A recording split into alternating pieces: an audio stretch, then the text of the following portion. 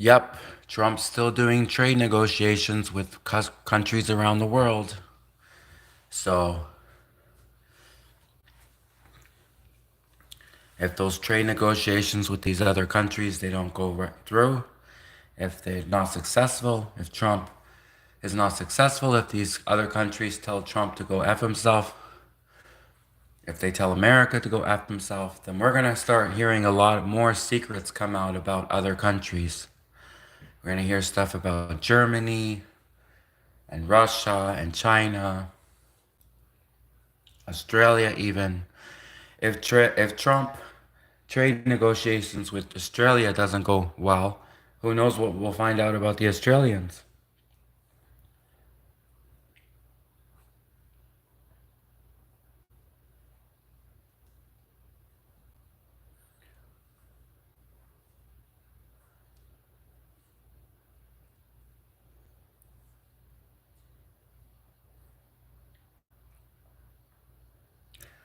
I have a feeling that when Trump has trade negotiations with China, I have a feeling that they're not going to go well. So I'm actually concerned for China right now. I'm really concerned for China. Like after Trump's trade negotiations with China, is the Great Wall of China going to explode? Like what's going to happen to China after China rejects Trump's awful trade offer? Because trade offer, trade offer. Obviously, Trump is probably going to lowball the Chinese in the trade negotiations. Trump's probably going to try to rip off China again. So after Trump and China fail at the trade negotiations, after China refuses Trump's trade deals, what's going to happen to China? Like I'm worried for the Chinese at this point. Are we going to find out secrets about President Xi Jinping? Are we going to find out about that little dictator or big dictator? We don't really know for sure. We don't really know for sure if President Xi Jinping of China, if he's a little dictator or a big dictator. But we know for sure he's a dictator. We just don't know if he's a little we just don't know if he's a little dictator or a big dictator. What do you guys think in the audience? Do you think that the president of China, President Xi Jinping, do you think he's a little dictator or a big dictator? What do you guys think? Anyways, let's move off of China for a minute.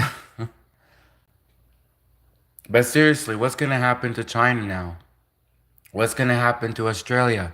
What's going to happen with Germany?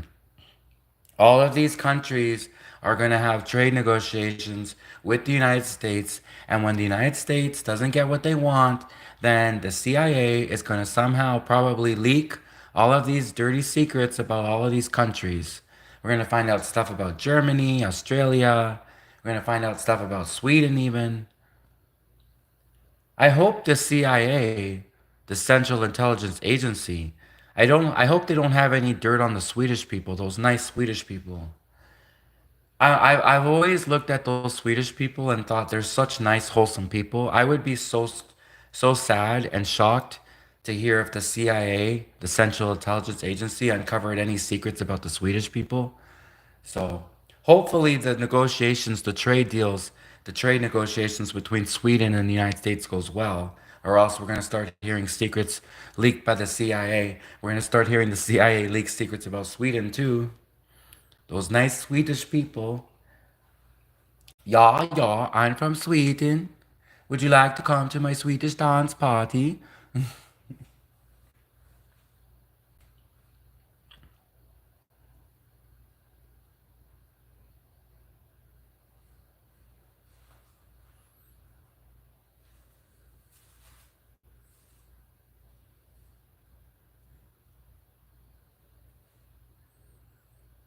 Oh, and then how about the Middle East? Oh man, America. Come on, United States of America, leave the Middle East alone. You did enough damage in the Middle East already. Especially when they start to run out of oil. What's Saudi Arabia gonna do next? Man, Saudi Arabia, those princesses and princes, Because they have like what? Princes and princesses. Yeah, sure. If your country was rich in oil money, your country would have kings and queens and princes and princesses too. But I mean, anyways, yeah, Saudi Arabia. What are they gonna start doing now that their oil's running out? So who knows what the CIA, the Central Intelligence Agency, has on Saudi Arabia?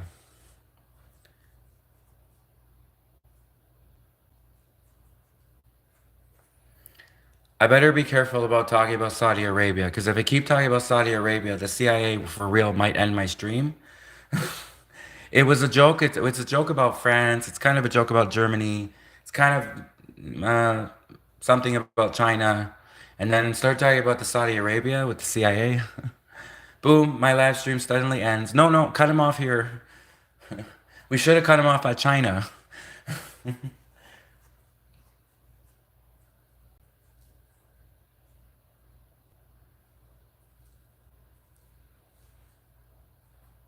So if my stream suddenly shuts down, it was the CIA that did it. Or there's a new episode on Netflix from The Diplomat. I'm waiting for that third season of The Diplomat. It's a really good TV series on Netflix. So The Diplomat is really good. It's with Carrie Russell. She was in that the other show, The Americans, where she played a Russian spy posing as everyday Americans in the Americans TV series. But that was on FX. So interesting enough, Netflix doesn't have The Americans on Netflix. So I don't know how that works because I guess Carrie Russell, there's nothing stopping her from doing a show on Netflix. There's nothing stopping her from doing a show on FX, right? Probably great for an actress to move around to different networks, right? But anyways, The Americans is all about Russian spies posing as Americans. That's on Netflix. That's on no, not Netflix. That's on right now. You could find it on Disney Plus, and you could find it, I think, on still on FXX, FX, FXX. Anyways, or AMC. It might be on AMC too. Anyways. And then The Diplomat is her new show, which it's been greenlighted for two more seasons, thankfully.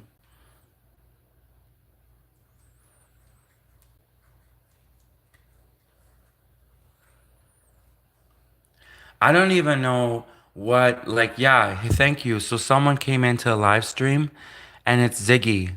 Ziggy came in. Hello, Ziggy. And they said, why can't people just mind their own business? And it's especially weird too with Candace Owens because she doesn't have any connection to France. Like, it's so random to hear Candace Owens start talking about the French president's wife. Like, Candace Owens never worked in France, as far as we know. Maybe she did work do CIA ops in France as a CIA agent in France. Who knows? We don't know for sure. It's possible. But as far as we know, Candace Owens, it's so weird and random to hear her talking about the French president's wife, as if he knows, as if she knows him, her, him, it, whatever, them, French, they're French, so French encompassed everything.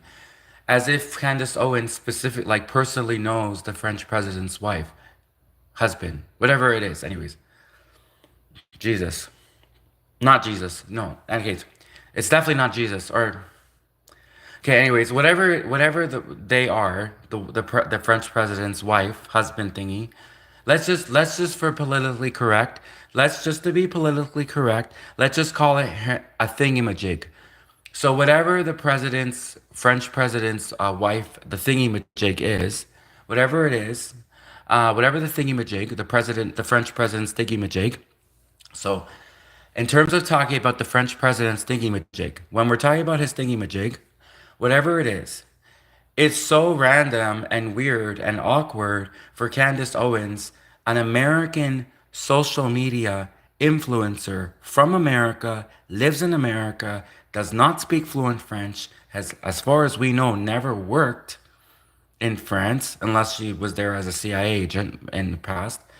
Why is she suddenly having these personal secrets about the French president's wife? And here's another thing too. So Candace Owens is coming back saying, "Oh, it was leaked to her, someone from the French media or Italian journalist, whatever, from someone from Europe." So they're all mashed together now. The Europeans, they're all mashed together. Someone from the European Union leaked to Candace Owens these secrets about the French president's wife. Hello, Candace Owens. Was there a part of you that thought to yourself, this is none of your business? I mean, let's say tomorrow I got a call about Putin. Let's say, hypothetical, it's not true. I'm just saying for just a hypothetical example. Let's say I worked for the Kremlin. And tomorrow my handler called me, Svetlana. She didn't call me Svetlana. Her name would be Svetlana. Anyways, my handler, Svetlana, called me and told me something very shocking about Putin that was he was sick, he couldn't be president no more of Russia, and they're starting to look at replacing Putin very soon because Putin is starting to get. Anyways, so let's say I found this out. Me, as a Canadian in Canada, to just suddenly start talking about Vladimir Putin and not only talk about him in passing, but I mean in passing as like randomly. I don't mean passing as if he's going to pass away. God forbid. I love Putin. I love him. He's my idol. I hope he's there forever in Russia. I hope he's the president of Russia forever, Putin. Anyways, for me, as a Canadian social media influencer, to just go on and do a video series all about Putin's thingamajig. If a Canadian social media influencer just started talking about Putin's thingamajig, however big it is, that would be so awkward and weird. So Candace Owens, did the thought ever cross your mind that maybe the French president's wife is like none of your business? You're not even a French citizen. You don't even speak French. I don't even know, like, what would happen if Candace Owens tried to visit France? Is the French government just gonna let her in? I mean, you talk shit about the French president's wife. I mean, that's an interesting question. We should ask the French government, like, is Candace Owens? Because I'm not necessarily saying that the French government should ban Candace Owens from going to France. But what I'm saying is, I'm just wondering myself and for everyone else, what is the French laws? What is the French government? How do they feel about stuff like this, right?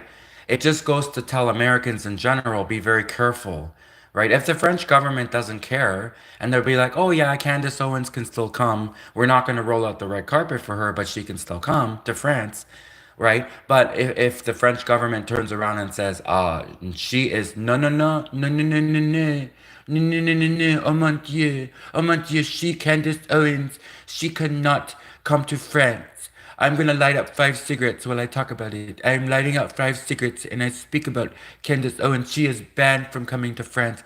So obviously, if the French government doesn't allow people to just so that this is information that we need to know as Americans because you have to be very careful now. If you're an American and you go visit France and you say something and you make a joke about the French president's wife being a thingamajig, then, or sorry, that's the politically correct term. The non-politically correct term would be to call it like I don't know, they, right? So if you want to be not politically correct, you would call them a they, right? So if you wanted to call the French president's wife a they, and so like, can Americans now get in trouble? If can Americans who talk about the French president's wife, couldn't they get possibly jail time? Could they get arrested in France? So this is a big concern for Americans visiting France. I mean, is the French government gonna just be like, oh, okay, this American influencer made fun of the French president's wife, talked shit about her, found deep dark secrets about her. Is the French government just gonna be like, oh yeah, we don't care, Candace Owens, Americans, you can still come to France, we don't care, or is the French government now going to turn around and say, no, no, no, no, no, no, no, no, no, no, no, no, no, you may, ne pas entrer. So, obviously, I can't speak French either, but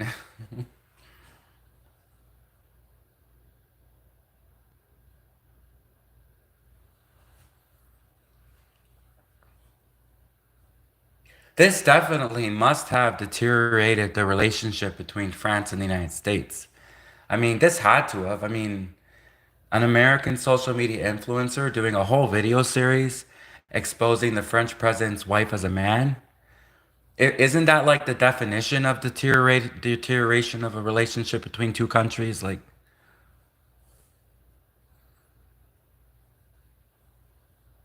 I wouldn't be surprised actually if something went down at the embassy, at the French embassy. They're probably out for blood, you know? The French embassy, they're probably out for blood. Well, they're definitely out for those blood diamonds in Africa, but no, I'm just, I'm just, actually, I'm not sure if that's a joke. Anyways, the French government definitely is active in Africa, for sure.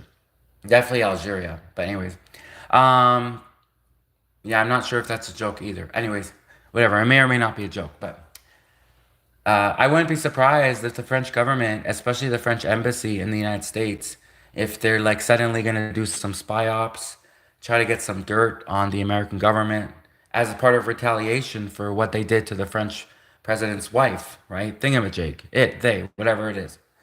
So, I mean, obviously, the relationship between France and the United States must have deteriorated in some way.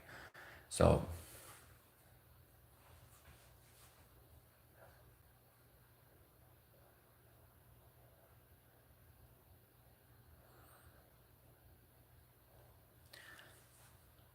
hello, LaShawn. Welcome, LaShawn. I don't know what you're talking about, but half the people are talking about saying she's a man, half the other people are saying she's not a man. So I'm not saying I know whether she's a man for sure or not. I'm talking about the fact that obviously, and this definitely is a fact, this is very obvious. This is not just my freedom of speech, this is not just my opinion, but this is very obvious that America and France's relationship is definitely starting to deteriorate. And if I were an American citizen, they always say, oh, be very, very careful. If you're an American citizen, be very careful about going to Russia and snooping around in the Kremlin, going through Putin's secret government files. Be very, very careful. They always tell us not us. They always tell CSIS agents. They always tell Canadian Security Intelligence Service agents, if you're ever going to Russia, be very careful when you're in Putin's office, snooping through the KGB files. Be very, very careful. So now, if you're Americans, you should maybe be careful going to France because since like the American government, whoever, Candace Owens, the big time American influencer, she's literally talking shit about the French president's wife. Like, is this bizarro world? Is this not like considered a taboo? You know, what? How do they call it in France? A ménage à trois? No, no, ménage à trois means something else. An espionnage à trois. There you go. An espionnage à trois. Is this not an espionnage à trois? An American influencer has uncovered deep, dark, dirty secrets about the French president's wife. Like, is this not like a faux pas? There you go, a faux pas. Is this not like a faux pas? Like, isn't, like this is a big thing. Like the American government, whoever it is, if it, whether or not Candace Owens really works for the CIA, whether or not it was leaked by the CIA, which it probably was, because who else gets access to its information? It's not like the French president's wife just goes around flashing everyone her thingy, her thingamajig, right? It's not like the French president's wife just goes around flashing everyone her thingamajig. So because even a reporter, even if a French reporter, you're trying to tell me that an Italian reporter and a French reporter just happened to stumble across this deep, dark, dirty secret about the French president's wife, man, thingamajiggy, whatever it is? No, it had to have been the CIA. Who else has access? The CIA, the Central Intelligence Agency, they're the ones who they do this kind of thing. They do this kind of thing. They get dirt, they get blackmail, they get secrets. They find out the secrets of world presidents. They find out the secrets about people around the world. That's what the CIA does. That's what the Central Intelligence Agency does. So you expect people to believe that it just randomly fell into a French reporter's lap or an Italian reporter's lap. This information just randomly fell into the French media's lap, randomly fell into the Italian media's lap. You expect us to believe that? Do you really think we're that stupid? Hello, media. Hello, internet. Do you think we're that stupid that it just right after Trump had trade negotiations with France, there's literally pictures. There's literally pictures Trump just had recently trade negotiations with France, with the president, with the French president. The trade negotiations must not have gone well because now we're finding out that the French president's wife, we just randomly find out, we're just randomly being told that the French president's wife is really a man. And people trying to say, oh, this has nothing to do with the trade negotiations that Trump just had with the French president. Isn't that the most biggest coincidence in the world? Trump, the president of the United States, has trade negotiations with the French president. The trade negotiations clearly didn't go well. And now, a few months later, we just randomly hear this deep, dark, dirty secret about the French president's wife. And you're trying to tell me that this has nothing to do with the fact that Trump had trade negotiations with the French president just a few months ago? And not to mention what happened after Trump had trade negotiations with Canada and the Canadian trade negotiations failed between Trump. Then Trump said he wanted to make Canada the 51st state. He said he wanted to take over Canada. What happened when the trade negotiations between Trump and Mexico failed? Then Trump said he's going to put tariffs on Mexico. Trump said he's going to put tariffs on China. Good luck with that. So this is exactly like it's not just even France. It's like Trump is retaliating against Canada for rejecting his trade negotiations. Trump is retaliating against Mexico for rejecting Trump's trade negotiations. Trump is retaliating is good planning to retaliate against China. Good luck with that. Against like for rejecting like, hey Trump, listen, Mr. Donald Trump. I know you're not used to women rejecting you. Oh, wait a minute. Are you? Maybe you are. I don't know. Anyways. Um, well, if she's very classy, she's not just in it for the money. But if she's really smart, she's in it for the money. Anyways, whatever. Mr. Donald Trump, I don't know if you're used to people rejecting you, men, women, whatever. But when a country doesn't agree to take your trade offer, you can't just go around and retaliate against that country because you didn't like the fact that they didn't want to rip off Canadians or rip off the French people or rip off Germans or rip off or planning to rip off the Chinese people. Good luck with that. Like you can't just go around and then suddenly start retaliating against and say, oh, if you don't take Trump's trade offer, if you don't take America's trade offer, then the CIA is going to leak to the media that whatever the German chancellor's husband is a whatever. So it's just an example, but that's what I'm saying. So it's like that's kind of that's very vile. That's vindictive, especially when it's over money.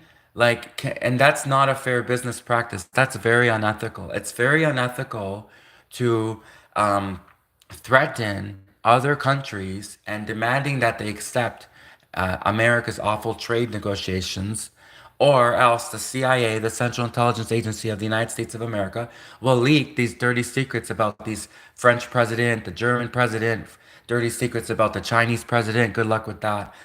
So, like what I keep saying, good luck with that because how do you think it's gonna happen when you try to pull this shit on China? China don't play around. China will bite back. So Trump, if you try to rip off the Chinese people, they will fight, but they will bite back. Okay, we're not pushovers like Canada. China is, China, well, we're not pushovers either in Canada, but I mean, we're kind of softer on the Americans a little bit. At least I am. I've always had a soft spot for Americans. Um, so, anyways, China, they're not a bunch of pushovers like we are in Canada. We're pretty forgiving Canada, considering the United States want to take over Canada and threaten to make Canada the 51st state. I mean, any other country, imagine if Donald Trump had said that he wanted to make North Korea the 51st state. The North Koreans, mind the pun, would have gone ballistic. The North Koreans would have gone fucking. Sorry, I can't. Um, Anyways, scratch out that last word. I didn't mean to swear. Sorry. the North Koreans would have gone crazy. The North Koreans would have gone ballistic if Donald Trump said that he was going to make North Korea the 51st state. So, Canada, we're pretty chill. Because, of course, it was still offensive to Canadians when Trump said he wanted to make Canada the 51st state. But, I mean, our response is pretty chill.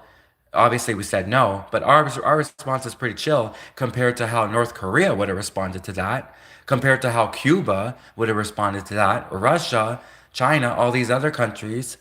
So Canadians, we are pretty chill and more forgiving than these other countries with Trump.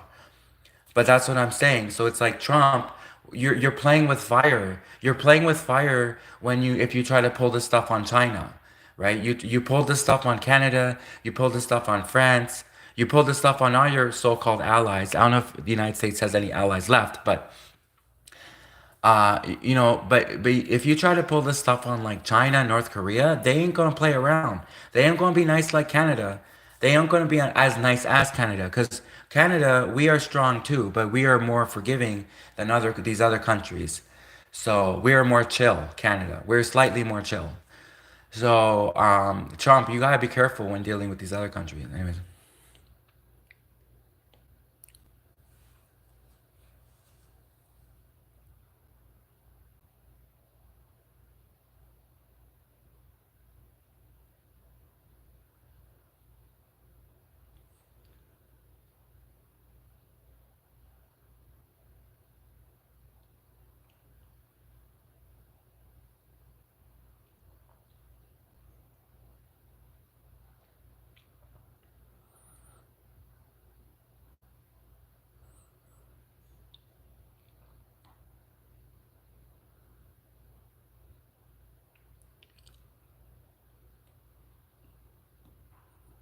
This is an interesting. Okay, hello Lily. Welcome again to my live stream, Lily Purple.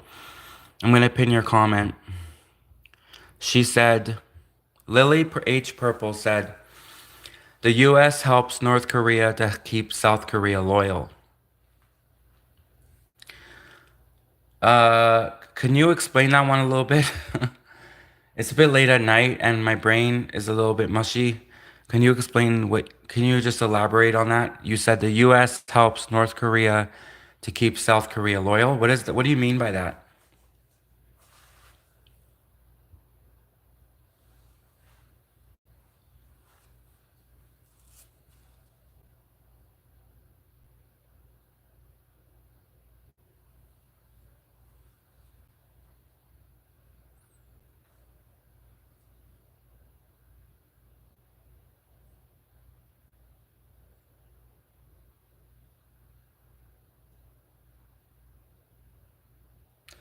And so someone came in and they said they're from Texas. Hello, Texas. Welcome, Texas.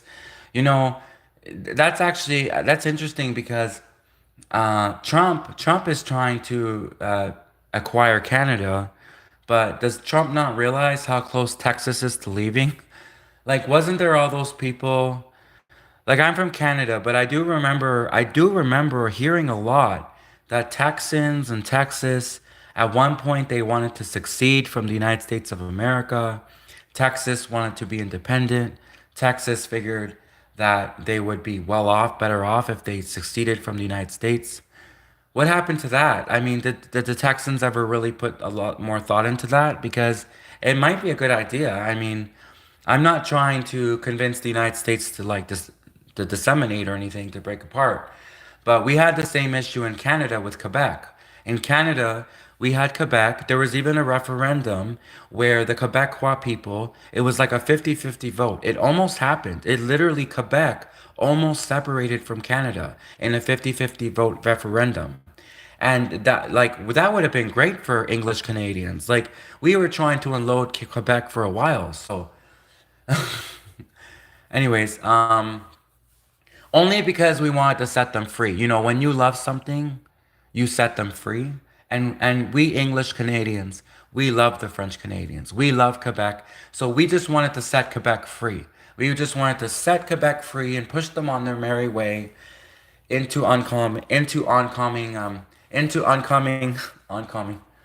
Anyways, I'm not gonna finish that joke anyways. But basically, into a beautiful bush of flowers and roses. We wanted to just set Quebec free from Canada and push the French Canadians into a beautiful bouquet of French French lilies and whatever roses. Anyways, we don't. I mean, so basically, yeah, what happened with Texas? Like, did Texas ever think, well, maybe we should leave the United States? Maybe it would be better economically. Maybe it would be better socially. And like Texas is like almost like its own country. Texas, by the way, which is huge. Texas is gigantic, and Texas is very different from the rest of America. Like in Texas, they got open carry. In Texas, they got the most pro-gun rights. Texas has the best gun rights. Texas has the best guns, probably. Texas has the most guns. Um, if you're a cow in Texas, you'd be scary to be a cow in Texas because you'd probably end up at one of those Texas Roadhouse grills. This isn't a promotion for the Texas Roadhouse grills, but I'm just saying if you're a cow in Texas, you probably end up as a hamburger somewhere. So in one of those Texas Roadhouse places. But basically, yeah, so maybe it would be good. Maybe it would make sense economically, socially for Texas to succeed from the United States of America. So, Mr. Trump, you're standing there thinking, oh, you're going to make Canada the 51st state. You should be worried about keeping Texas from leaving because I think Texas might actually leave for real.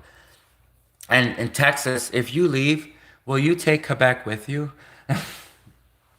Texas, if you succeed from the United States, will you take Quebec along with you for the ride? We don't care what you do with Quebec as long as they go. As long as they go with you. So, Quebec and Texas, you can be your. No, actually, I don't think Quebec and Texas would go well together. Um, I mean, you know what a poutine is, right? And a poutine, gravy goes well with fries and cheese curds. Poutine from Quebec. The poutines from Quebec are really great. Actually, Texans, if you ever go to Quebec, the poutine is so great with the warm gravy and the cheese curds. Quebec makes the best poutine, fries with gravy and cheese curds. So Texans, you would love Quebec. You really would. If Texans went to Quebec, Canada, you would love Quebec, Canada. The only part you wouldn't like is when you try to cross the Canadian border and the Canadian Border Patrol agents, which are very anti-gun and communist, they would beat the shit out of you Texans and take your guns away. Other than that part, you would love the poutines. You would love the French Canadian poutines in Quebec. I didn't poutines. Poutines is it's a dish. It's a French. Is it a French dish? Well, French fries are French, right? Is French fries a French dish? Why do they call them French fries? Why not German fries? Why not Italian fries? Why not American fries? Anyways, French fries. Yeah, French fries, they must be French, right? Anyways, French fries, poutines. Poutines is basically French fries with warm gravy and cheese curds. Texans from Texas, you would love poutines from Quebec. You would love Quebec poutines. Um, just be really careful when crossing the Canadian border with your guns, Texans, because Canada doesn't allow Canadians to have guns. So those Canadian Border Patrol agents would definitely, tackle you Texans and then take your Texas guns away, take your American guns away. So, but other than that part, you would totally love Canada, totally. Oh, and also bring a jacket. Bring like three jackets because Canada is like there's snow everywhere. We're always covered in snow. I'm covered in snow right now. I'm live streaming out in the snow. I'm just joking. I'm inside, but yeah, we pretty much got snow all year round. So other than the snow, the excessive snow, other than the excessive force from the Canadian Border Patrol agents beating you up and taking your Texas guns away, other than that, Canada is great for Americans to visit. It really is. So actually, you know what would be good is if we did a swap. You remember how they had that reality TV show Trading Spouses, right? And of course, wait, was that a swinging show? Was that a show about swinging?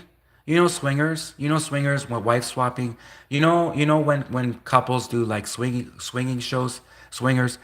You remember that reality TV series called Trading Spouses? Wait a minute. Was that a show about? Anyways, whatever. Whatever that show was about, trading spouses where they trade the wives. You know what we could do? We could trade Texas with Quebec. So we could just try it out for a few years. We could let America have Quebec, the French Canadians. The French Canadians are real nice. You'll like the French Canadians. The French Canadians have a reputation of being really nice. So Americans, you will like the French Canadians. So America, you can take Quebec for a few years and we'll take Texas. Canada will take Texas for a few years and America can take Quebec. And we'll do kind of like a swap. We'll do like a bit of a anyway.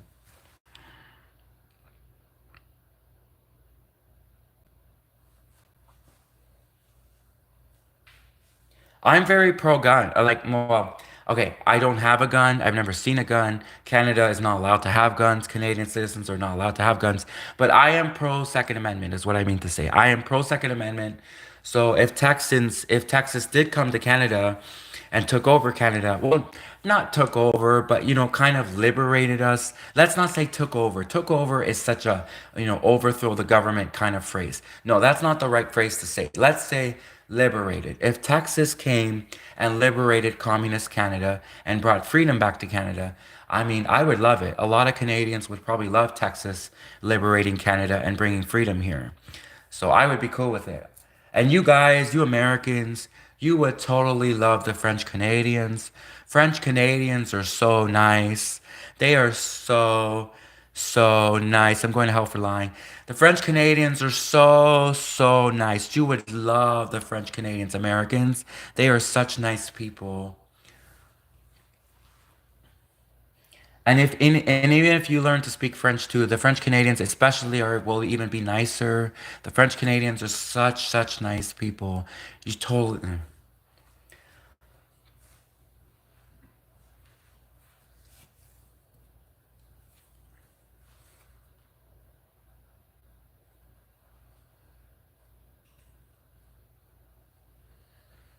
seriously though, Espionage à Trois. That's a great name for a that would be a great name for a James Bond movie. If they do the next James Bond movie and they call it and instead of Menage à Trois, because of course James Bond loves. Wait a minute, did James Bond ever have a Menage à Trois? He must have, right? Although I don't remember James Bond ever having a menage a trois. I mean, technically speaking, in the movies, he does have a menage a trois when he does one woman and then an hour later does another. That's kind of like a menage a trois, right? They happen pretty close together. I mean, it was like one after the other. But what I'm talking about, obviously, is menage a trois. You know what I mean by menage a trois. So, but instead of a menage a trois, what if they called it espionage a trois? Get it? Instead of menage a trois, Espionage à Trois. That would be a great name for a James Bond movie. And the James Bond movies have had some pretty sick names. Like, you remember that one James Bond movie with, was it Roger Moore or was it Sean Connery? And it was called something about a lot of women, whatever. So, anyways, the James Bond movies, they could totally make the next one. They could call the next one Espionage à Trois. That would be really cool. James Bond with two women, right? Hopefully two real women. Not like the French president's wife, but anyways. No, I just meant it like James Bond obviously shouldn't be sleeping with the French president's wife, even though that's something he'd totally do. But anyways. But yeah, James Bond, the next movie, Espionage à Trois. That would be a great name for a James Bond movie. Please don't kill off James Bond like you did in the last movie.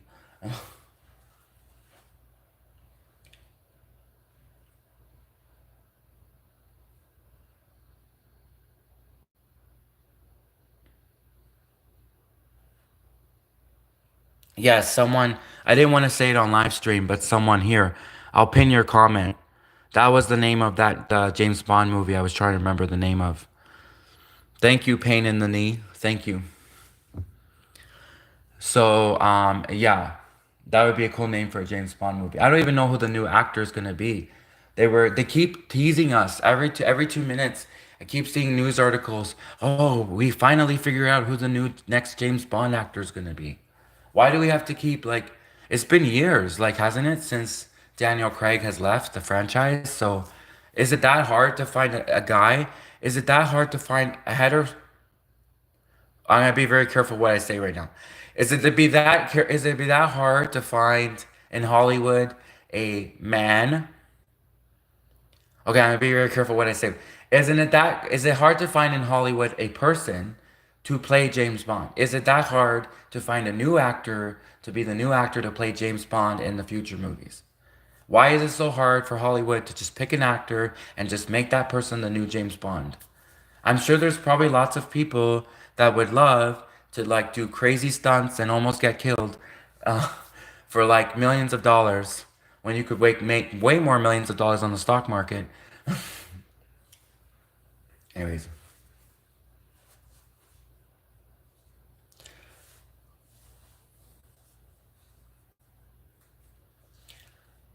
but yeah, so I don't know what Martha Stewart's been up to lately, but I know Martha Stewart, like, she has gotta be want revenge on the United States. Like they put her in prison, they made an example out of her, and imagine right now how Martha Stewart must feel.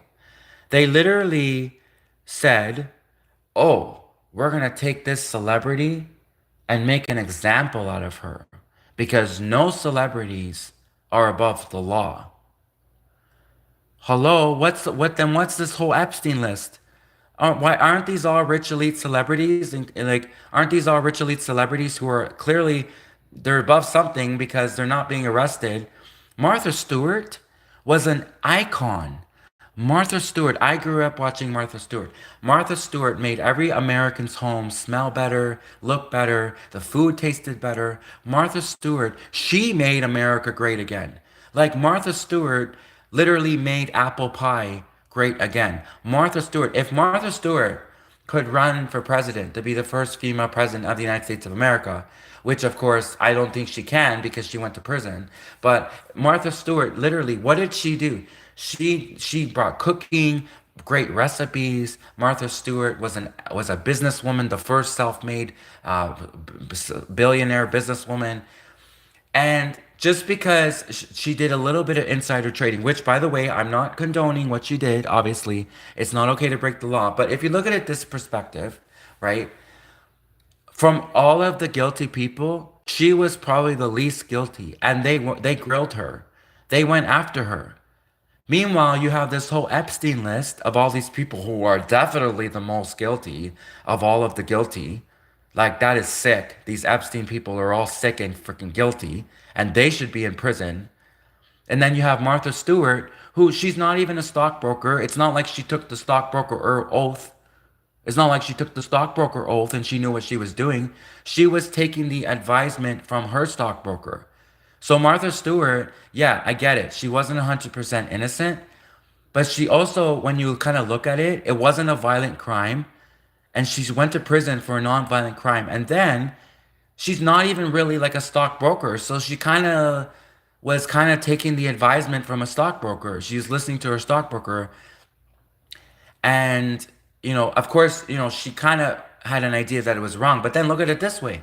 They were all doing it. You think Martha Stewart was the only one that did insider trading? They all did insider trading. All the men, all of these men, all of these rich elite billionaires, all of these rich elite millionaires, they're doing insider trading, they're doing ketamine, they're jumping on stage, they're running around on stage with chainsaws. I'm not talking about Elon Musk. I could be talking about Elon Musk, but I'm not. Anyways, um, all of these big men, these men who like wear the pants and they tall. These men are tall and muscular and strong. And anyways, all of these men, these really tall men, they're always doing insider trading. They're doing way worse, clearly, And then you take Martha Stewart, who is like the first female, and you know how hard it is, how hard it was. Now it's easier, but like, 40, 50 years ago, it was definitely harder for women to be in business and hang and be with the guys. And it was harder. I'm not saying it was hard, but I'm saying harder. And now you took this woman who she did a little bit of insider trading and you totally like threw the book at her. And if there was anyone that maybe could have been lenient, Maybe a judge could have said, hey, maybe we should focus our resources on putting away pedos like this whole Epstein list. Maybe we should spend all our resources and make sure that all of these people on this Epstein list, all these pedos, maybe we should make sure they're in prison first. And then we could look at the housewife who made those delicious apple pies. Martha Stewart, her apple pie recipe. I made Martha Stewart's apple pie recipe so many times. It was so delicious and moist. Really, if you taste Martha Stewart's apple pie, you really want to be an American, especially her cherry pie. Anyways, if you eat Martha Stewart's pies, food, like she really did make America great again. Martha Stewart really did make America great again. And Donald Trump made America something again. But anyways,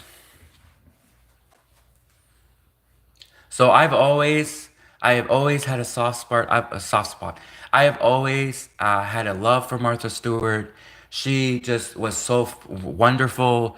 Her Christmas special. She made Christmas so special. She made holiday special. She got all these great recipes. And if anyone wants revenge on the United States of America, well, Martha Stewart must be at the top of the list right now. Like, she was this like first female self-made billionaire. She had to struggle in business working with the guys. Like, it was harder to be a female back then in business. She worked hard, she built an empire, she made America look wonderful. She made the houses, the homes look better. She made the food taste better. She made life better for Americans. And then she makes like a little mistake. And sure, it wasn't necessarily a little mistake. It was kind of a big mistake. But like I said, she wasn't a stockbroker herself. She didn't take the stockbroker oath. She was listening to her corrupt stockbroker.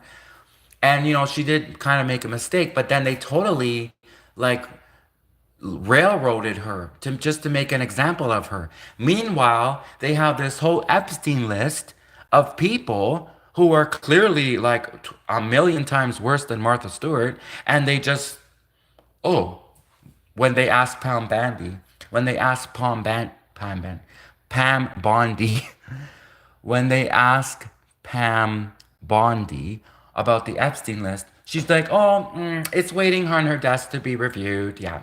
That's what she just wanted to clarify. Pam Bondi just wanted to clarify to the reporter that it was waiting on her desk to be reviewed.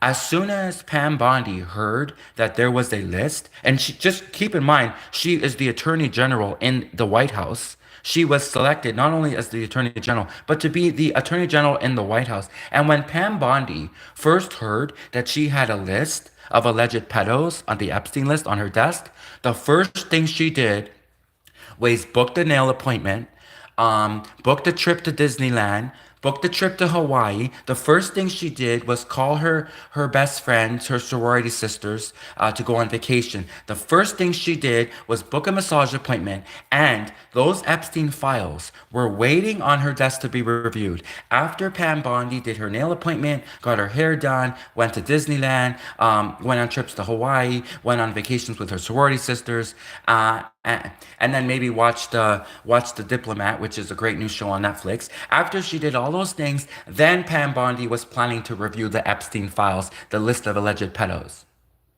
Oh, and wait, no, before she reviewed the list of alleged pedos, the Epstein list, Pam Bondi also had to call the cops on a suspicious brother who was in her neighborhood.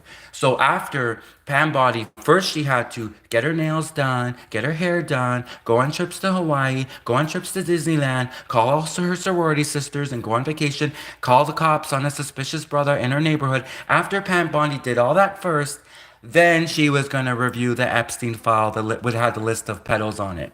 Okay, Pam Bondi, exactly how you explained it to the reporter made so much sense. You were busy. You couldn't just drop everything and run to go look at this list of alleged pedos on an Epstein list and make sure that those people went straight to prison right away. No, you had to take your time and, maybe even tip off these people on the Epstein list that, they're on this Epstein list and maybe they should. It was more notice than you gave to the brother running down the street from the cops. It's like, I'm the gardener. I'm the gardener, yo. What is this kind of, why do you call the cops on the gardener? I'm the gardener. I'm literally doing the gardening. So,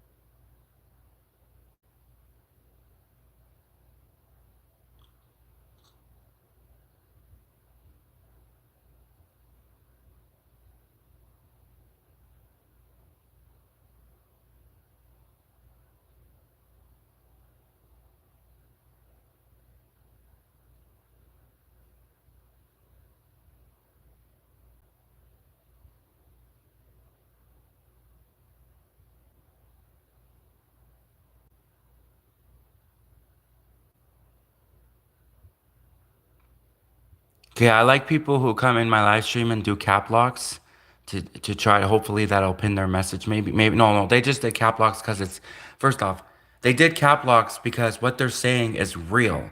What they're saying is like truth. They gotta release those Epstein files. They gotta do something. They can't just keep stalling everyone, like letting these people get away, letting these rich elites get away with it. They can't just keep letting these rich elites get away with it. So someone came in and said they need to release the Epstein files immediately. So I'm gonna pin your comment. Thank you for that comment.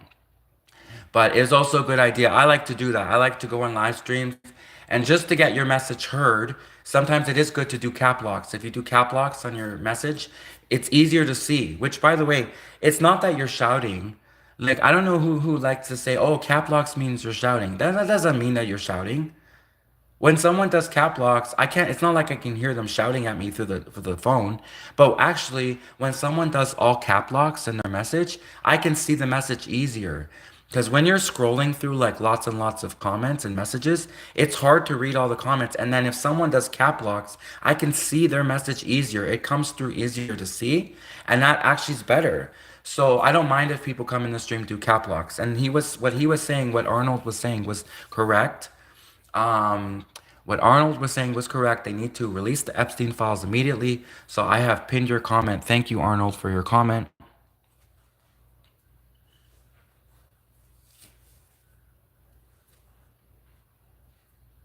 Is anyone else still thinking about Martha Stewart's apple pie and Martha Stewart's cherry pie? Well, I'm definitely in the mood for something. I'm definitely in the mood for pie, for sure. But what I'm also in the mood for is I am in the mood for well, I'm in the mood for caviar. I'm in the mood for Russian caviar. So I don't know if you guys know, but Russia is famous for caviar, expensive, very expensive caviar. Which it always made me wonder, like, how come I hear two different stories? I hear the story that, oh, Russians, they're poor and they live in desolate areas and they're very poor. And then I hear the Russian story about these Russian oligarchs who have caviar and they drink like $1,000 bottles of champagne and they eat red caviar. Like, which is it? Like, which is it, Russia? Are you poor? Are you wealthy? Are you both? I don't know. All I know is stay out of my pocket. Whatever you are, Russia, if you're poor, if you're wealthy and you eat Russian caviar and you drink $1,000 bottles of champagne, whatever it is, Russia, just stay out of my pocket. And Ukraine, whatever you guys are, I thought you were Russia for this whole time. I didn't realize that there was a difference between Russia and Ukraine. Whatever you guys are, just stay out of our pocket. We cannot afford to keep dishing our tax dollars, our American and Canadian tax dollars. We cannot afford to send all our Canadian tax dollars and all of our American tax dollars to Ukraine and Russia. So whatever's going on with Russia and Ukraine, you guys need to deal with it yourselves. I'm sorry. I'm sorry if there's poor Russians out there. There's a lot of poor Russians. I'm very sorry if that's the case. But if that's the case, it's not like you don't have rich Russians, because clearly you have Russians eating caviar, red caviar. You have Russians drinking $1,000 bottles of champagne. Clearly, you have money. It's not like Putin lives in a shack. Okay, it's not like Vladimir Putin lives in a wooden shack. Well, he probably has a bunch of dachas, right? Probably has. Actually, I have an interesting story about dachas. I learned something really interesting about Russian dachas. So, you know what a Russian dacha is? A dacha is like a Russian cottage house for Russians. It's like a beach, not a beach house. It's like a cottage house. So, a dacha is like a cottage house for Russians. And dachas actually do not have listings and addresses. So if a Russian criminal is trying to escape the Russian authorities, oftentimes a Russian criminal will go live in their dacha, their Russian dacha, because the Russian authorities cannot keep track of the Russian dachas because the Russian dachas, the Russian cottage houses, don't have official addresses. So if the Russian authorities are trying to find a Russian criminal and he's hiding out in his dacha, well, his dacha is not listed in like the Russian phone book, so to speak. His Russian dacha is not listed with a public address, and so he's able to escape the Russian authorities. Really interesting about Russian dachas. But basically, whatever is going on in Russia and Ukraine, like, listen, I get it. We feel bad for you, but Canada, we got problems too. Canada, we got homelessness. We got well, we don't got earthquakes and tornadoes and alligators and stuff running around. But Canada, we got really cold weather. It's really cold. We got homelessness. We got a lot of issues in Canada. So we cannot afford to send all our tax dollars to Ukraine and Russia. We're very sorry what's going on, that you guys don't like each other, whatever. But we Canada, we got our own problems too, and we got to look after our, like, how can we're doing a disservice to homeless Canadians. We're doing a disservice even to us, especially to homeless Americans, especially homeless American military veterans. We're doing a disservice to Canadian military veterans when we literally we walk by these people and Canada, the government of Canada lets them be homeless, but then sends all of our tax dollars to Ukraine and Russia. Isn't that ridiculous? Isn't that something a crazy person would do? Like, literally, the United States government and Canada, they love calling people crazy. They love calling people crazy. You know what a crazy person would do? The crazy people in the Canadian government and the American government are literally walking by, driving by, stepping over homeless Canadians, and then sending Canadian and American tax dollars to Russia and Ukraine. That's crazy. That's literally the definition of crazy. So if anyone's crazy, it's the Canadian government and the American government sending all of our American and Canadian tax dollars to Ukraine and Russia. That's crazy. When Canada and the United States, we have so many problems. We have so much homelessness. We have problems as it is. And then for the United States and Canada to, instead of like helping Canadian homeless people, instead of helping American homeless people, they just take all that money and then send it to Russia and Ukraine. Like, that's literally crazy. That's literally the definition of crazy. So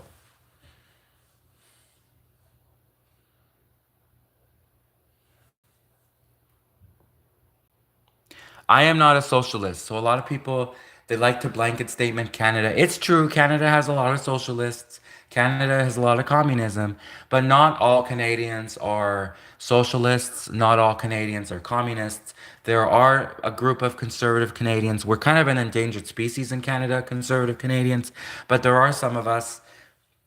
And I mean, I don't know what the exact percentage is. I don't know if it's like 30% conservative, 70% liberal. But the liberals, they have dominated Canada. They totally control Canada, the liberals. So it's definitely a disproportionate number.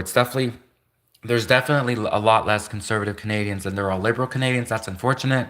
I am conservative. I'm a conservative Canadian. I'm not a liberal Canadian. I'm not a socialist. I'm not a communist. Although I'm not going to deny the fact that there are benefits to both systems. There are benefits to communism, there are some benefits to socialism, but I think, in my opinion, there are far more benefits to capitalism, to America, to conservatism. There's far more benefits to that system than there is to communism and socialism. In Canada, they're constantly running around trying to say, oh, look at all these benefits of socialism and communism. But really, there's way more cons to socialism and communism. There's way more cons than there are pros. And in my opinion, there's way more advantages to the American system, like, well, basically capitalism and Whatever Americans do. Football. There's way more benefits to football than hockey.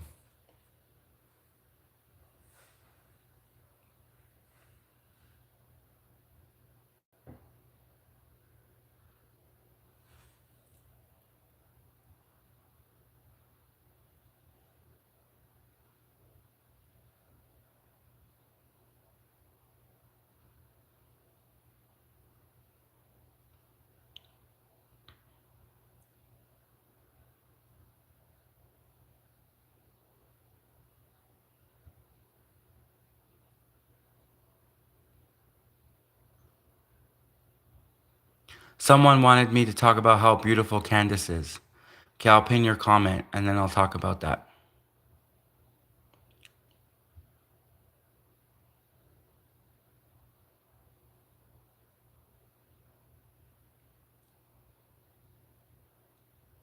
Uh, it's so easy to scroll and then accidentally scroll too far up, so I just lost the comment. But someone said, talk about how beautiful Candace is.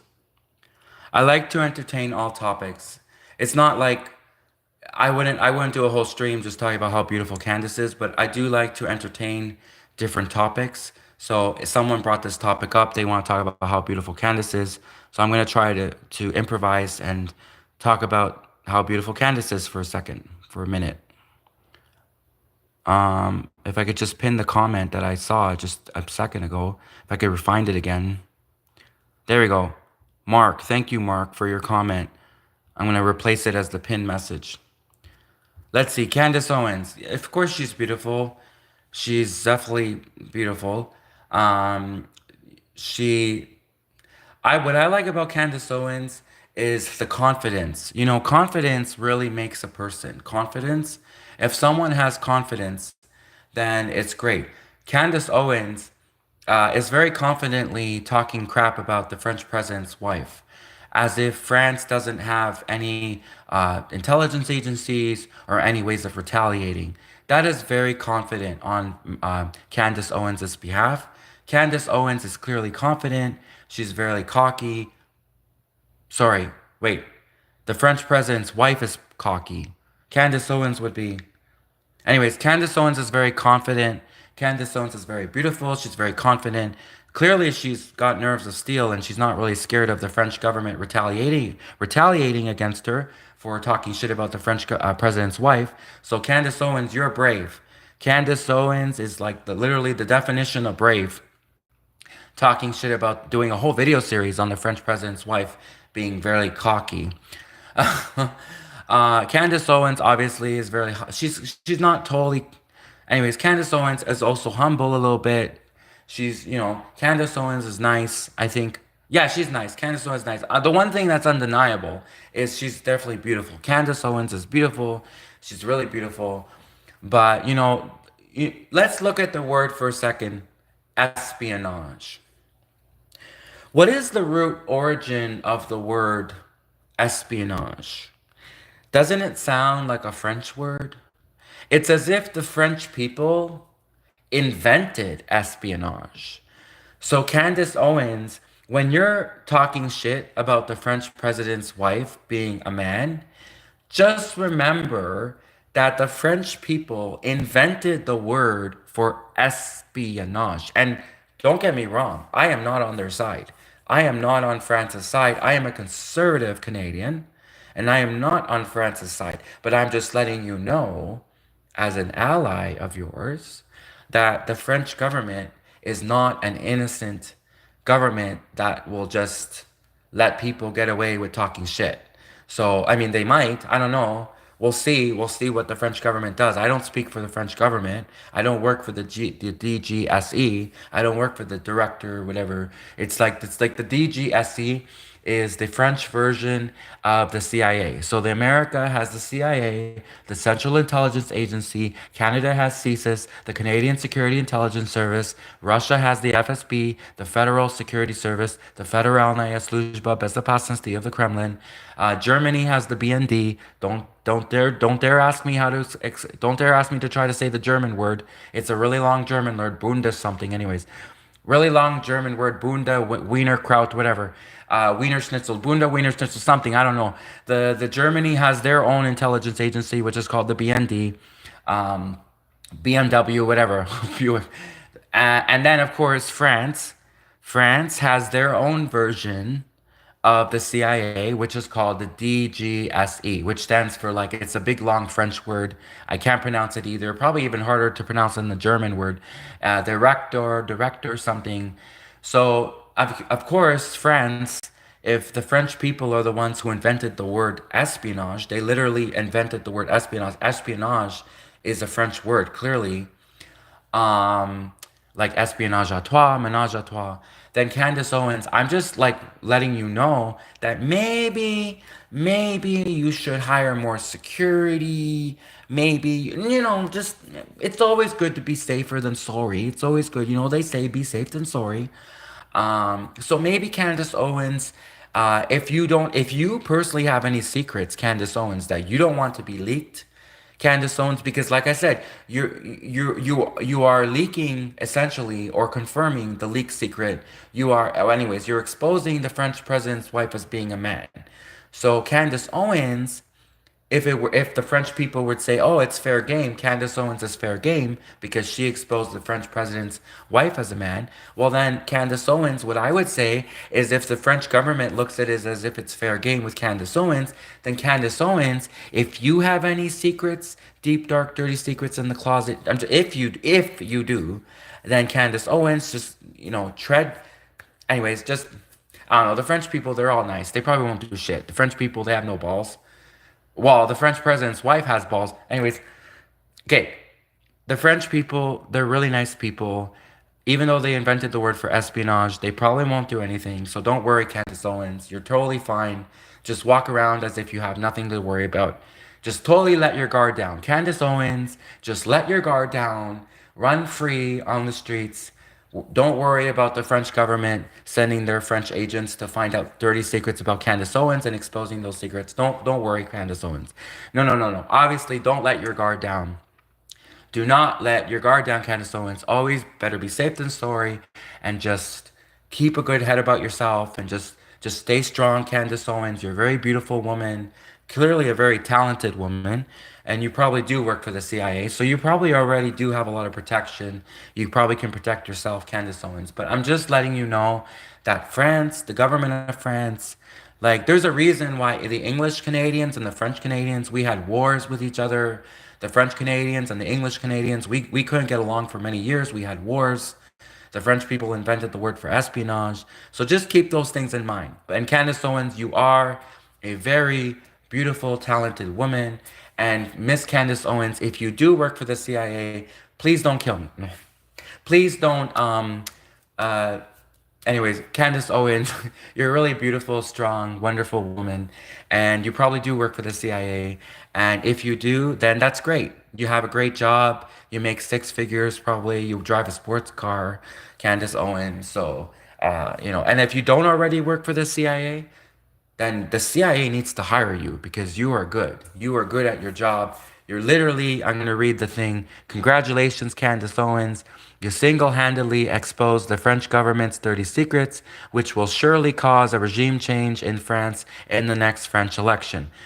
If Candace Owens isn't already the head of the CIA, give that woman the job. So Candace Owens, you're definitely really beautiful. You deserve to be the head of the CIA. And just keep in mind, though, that the French people, they invented the word for espionage. Um, but also, the French people, they invented croissants. And croissants are delicious, right? Um, I wouldn't eat the croissants now if you go to France. I mean, but anyways, the French people invented croissants. They are delicious. The French people invented poutine and French fries. Wait a minute, did French people invent French fries? I still don't know. Can someone? Okay, I'm really curious about this now. They're literally called French fries. So I would assume that the French people invented French fries, but I've been fooled before because look at those Red Bull energy drinks, right? The Red Bull energy drinks, they're not made of Red Bulls. Or maybe they are. Is that why the Red Bull energy drinks give you wings? I don't know. But wait, no, Bulls don't have wings. Anyways, the Red Bull energy drinks, they give you something. But the Red Bull, they're called Red Bull energy drinks, but obviously they're not made of Red Bulls, obviously. I don't think. I don't know. Americans eat everything. Anyways, so what I'm wondering about is French fries. French fries, are they French? They must have been invented by French people if they're called French fries, right? I don't know. I know the word for espionage. I know espionage is a French word for sure. I'm not even sure about French fries to be honest. It's funny because too, when you go to France, do you really think about fries, French fries, as being French cuisine? Don't they eat in France? Don't they eat croissants and filet mignon and crepes and they eat all of this fancy French food? I don't really think of French fries as being like this fancy French cuisine, but really French fries, they are French, right? Because they're called French fries. I love French fries. French fries are great.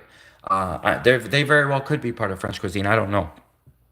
But when I think of French cuisine, I typically think about, filet mignon, and I think about crepes and croissants and quiche. Think about quiche and yeah, etc. And French champagne. Oh, France has the best champagne. French champagne's delicious. Paris. For anyone who loves jokes about France, there is a whole TV series on Netflix called Emily in Paris, where Emily, she's an American woman, she goes to Paris, she like sleeps with a lot of guys. Emily in Paris is a wonderful TV show on Netflix where they have lots of interesting tidbits about French culture, French cuisine, a lot of jokes about France. And especially if you like listening to jokes about France, Emily in Paris, or should we say Paris and Emily? Wait, Emily and Paris, Paris and which is it? Is it Emily in Paris the show called, or is it Paris and inside of Emily? Anyways, one of the two. Paris and Emily, Emily in Paris, whatever the show's called. Can't remember exactly what the show's called. I only watched 2 episodes. It was really annoying. It was really pretentious. I couldn't stand it. I literally turned off the thing after 20 minutes. It wasn't 2 episodes. It was like 20 minutes. I watched 20 minutes of the first episode. I couldn't handle it. I turned it off. Anyways, Emily in Paris, whatever the show's called. If you like to learn about France and hear jokes about French culture, then definitely watch Emily in Paris on Netflix. All about an American woman who goes to France, and it was created actually by the same producer who made Sex in the City.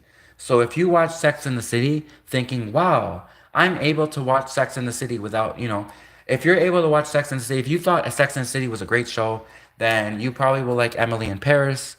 And Emily in Paris is all about French culture, French cuisine, etc. So,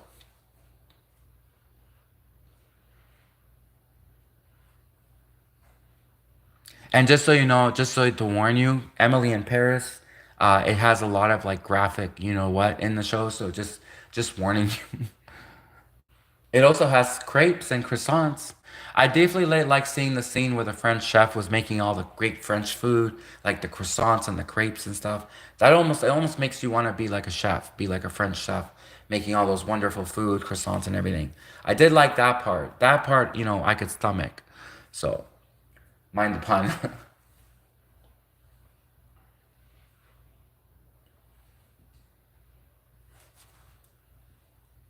But I'm definitely a conservative Canadian. I don't really like France is very liberal. France is clearly France is liberal. Uh, you know, so France is very out there. I definitely don't care what they do, but I mean, I personally don't want to do it. I have nothing. The French food, those great. French champagne, French wine, French food is wonderful. But I'm not gonna go and have like an espionage à trois in France or anything with God knows what.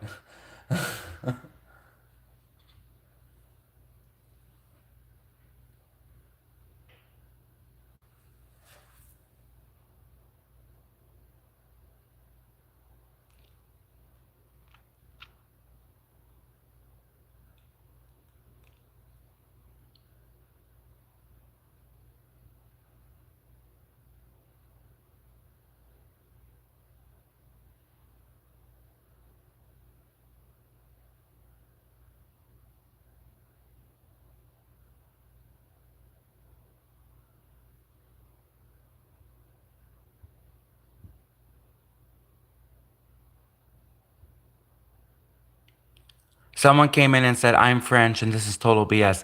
If you think Emily in Paris is BS, then complain to the producers of the show. It's just a show that I recommended to people that's on Netflix. I didn't write the show.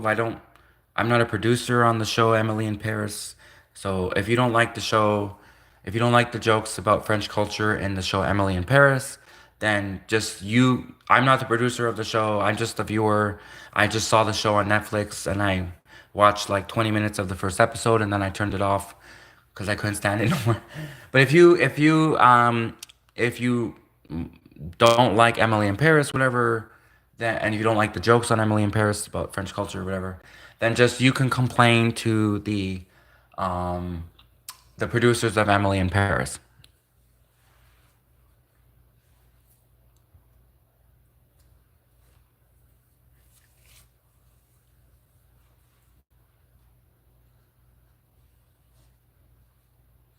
But actually, I have an idea for a great TV show.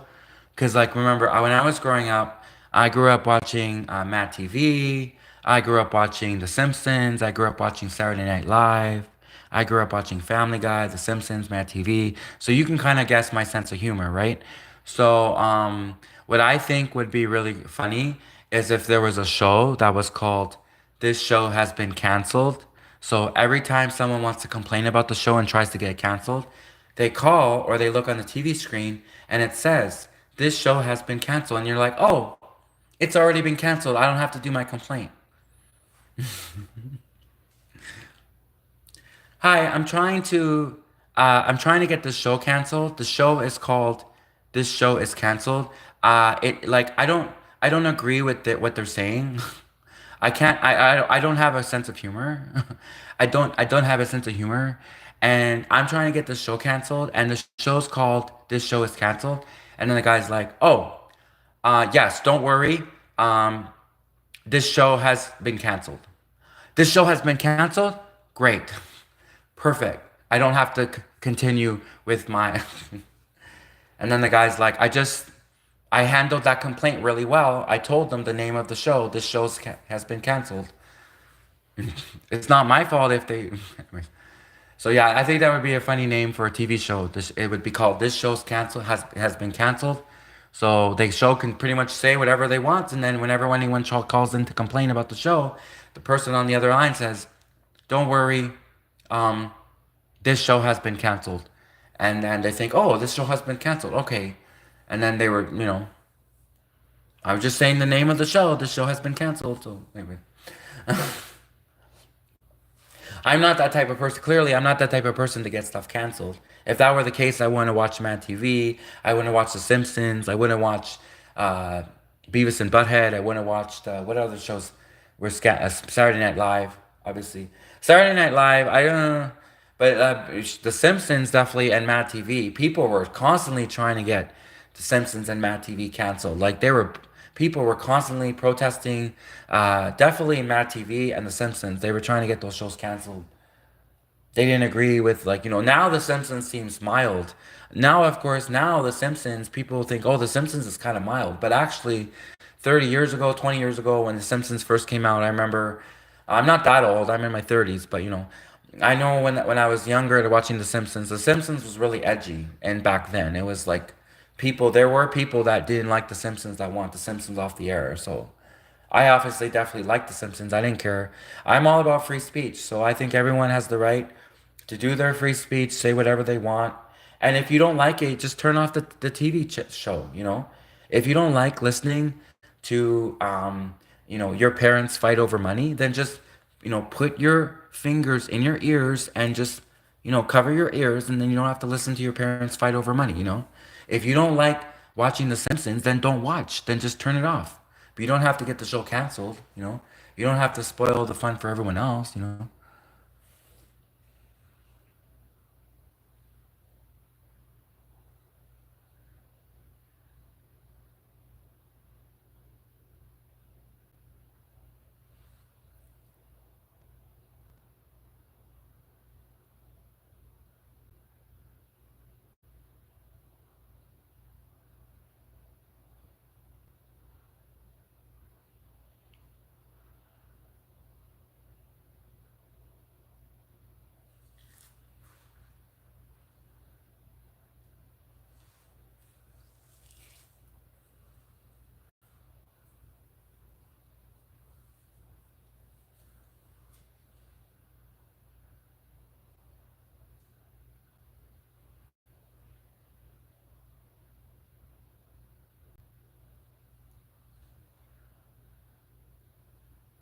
So I'm gonna pick another topic from the audience.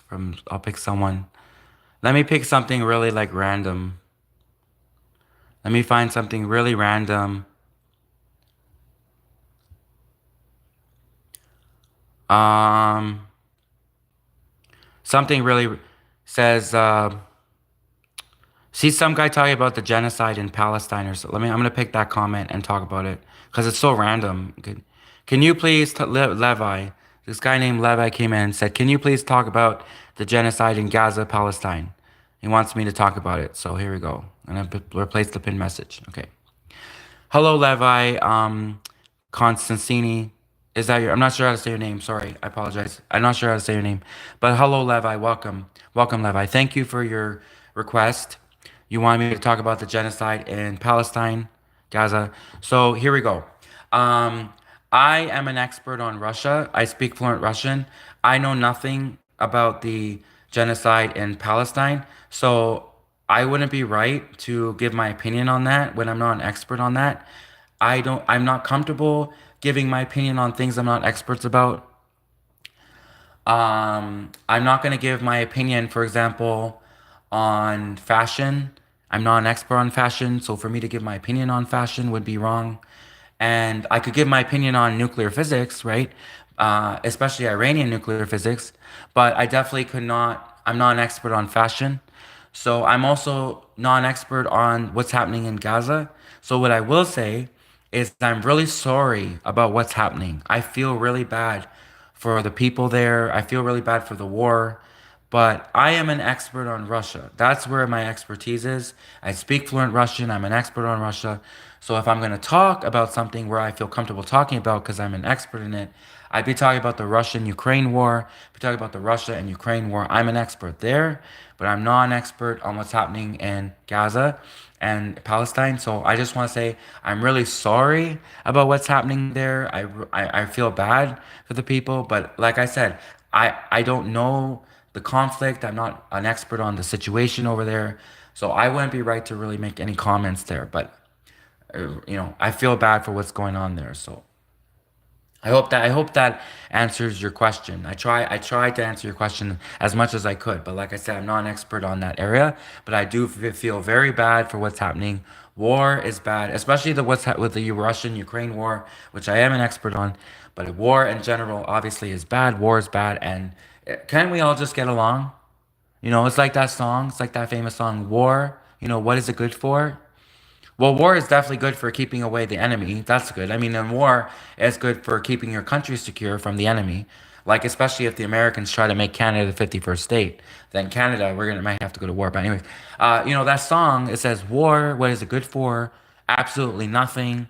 Unless, of course, you're trying to keep the enemy out of your country. If us Canadians, we suddenly have to go to the border and put our hands up and say, no, America, you're not going to take Canada over. You're not going to make us your B, you know. You're not going to take Canada over, make us your 51st state. No. So sometimes you need war, but I mean, war, generally speaking, is not good. And I don't like war. War is the last resort. War is the last resort. Always find first, if you can, a peaceful way to resolve a conflict. And war should always be a last resort. So war is for defense. War is for defense. Um,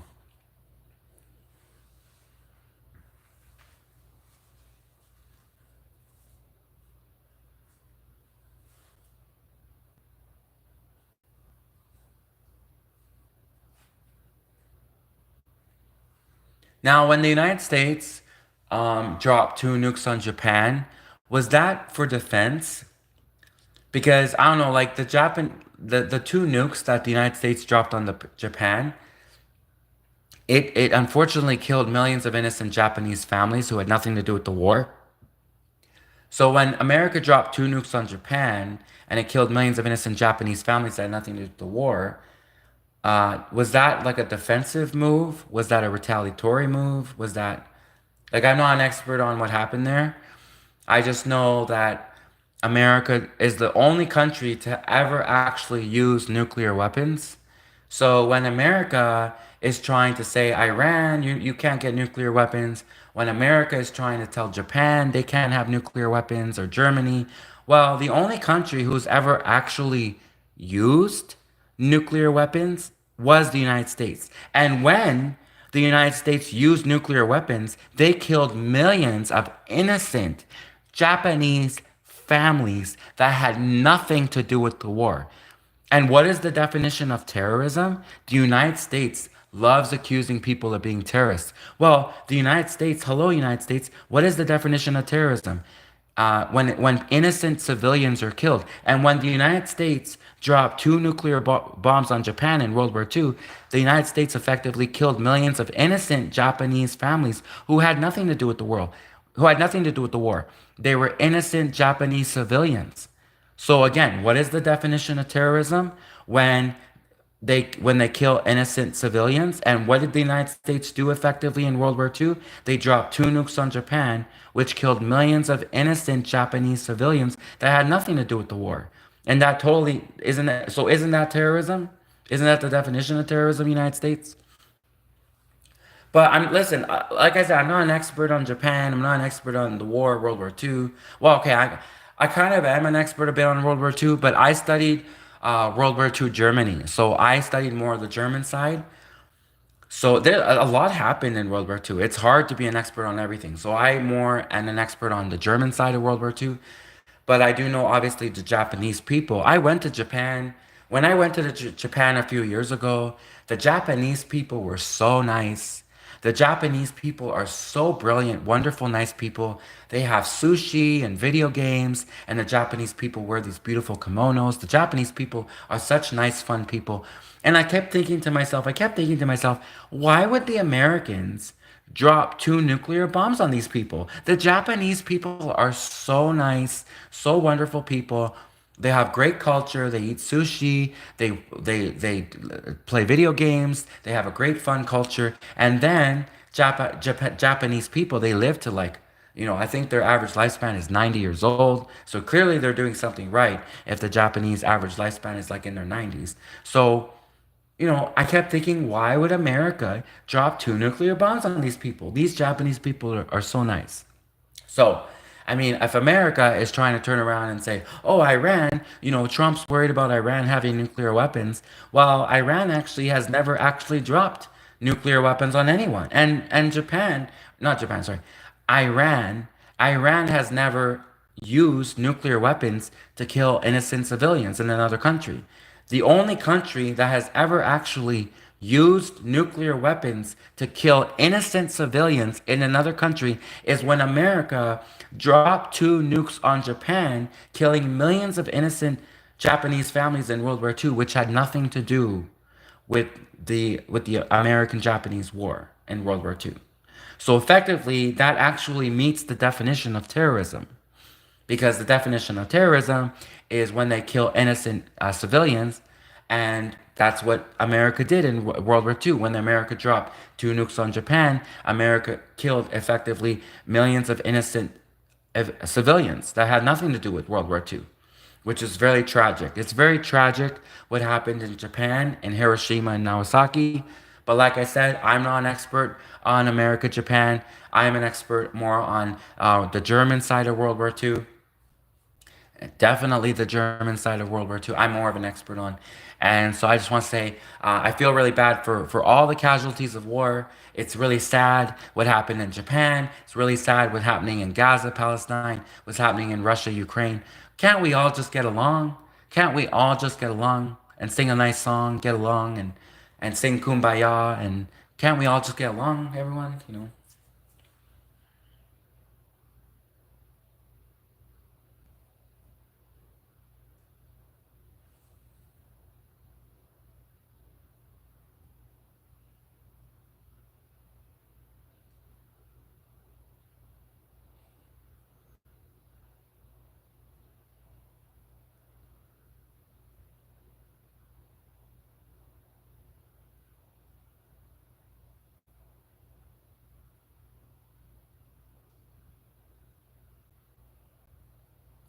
Oh, okay.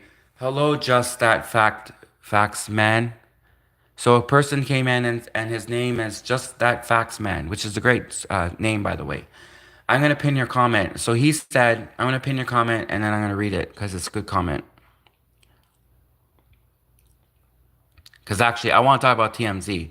I really more pinned your comment really because I want to talk about TMZ, but I also liked your comment and thank you for commenting. Thank you for coming in.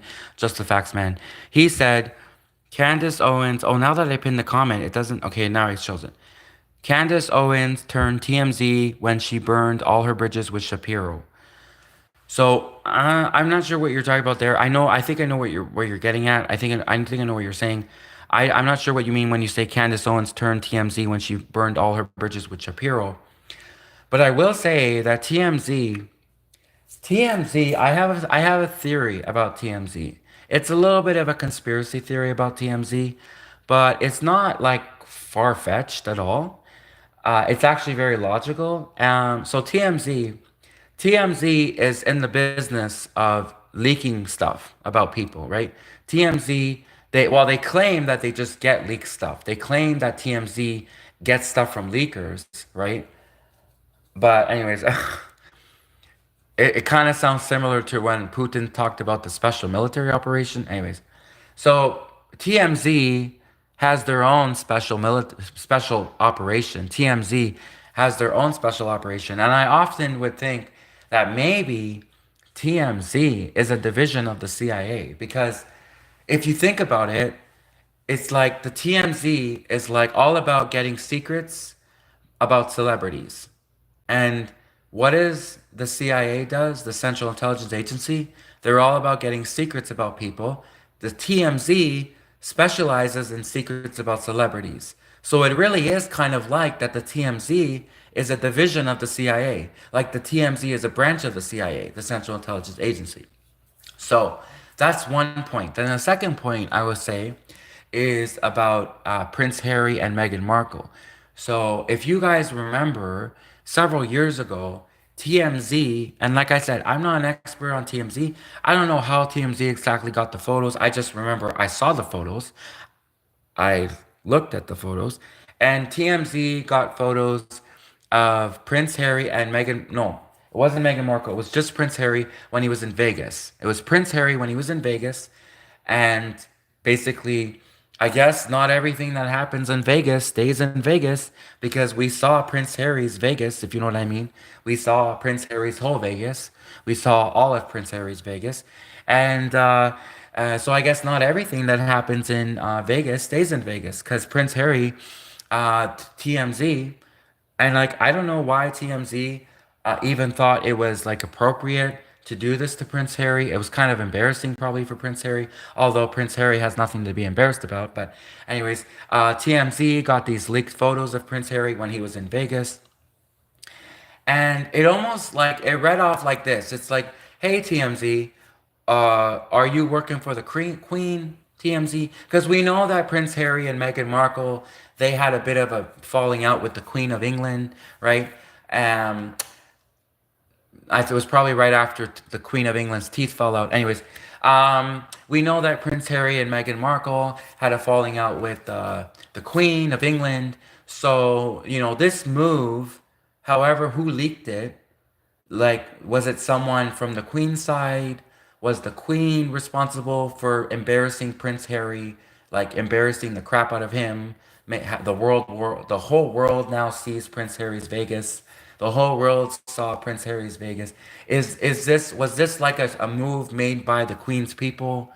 Because it is kind of coincidental timing that Meghan Markle and Prince Harry, and they're constantly like a big thorn in the Queen's side. There's always like fights, explosive fights coming out of from the royal family between Meghan Markle, Prince Harry, and the Queen, and then suddenly someone somewhere, probably British, maybe British, somewhere, someone somewhere leaks these photos of, and anyone who tries to say, "Oh, it was a journalist," the official story, it was a journalist who leaked it. But who gave it to the journalist?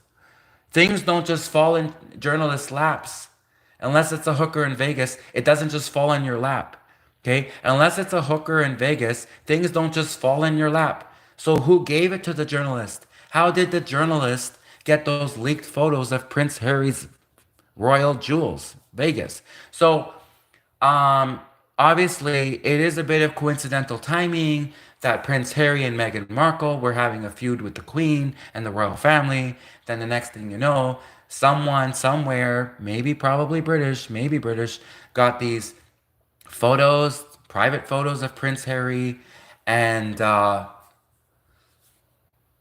it's kind of ironic because his name is Prince Harry, but nothing on him. Anyways, so Prince Harry, like, hello, Queen of England. Was this your people responsible?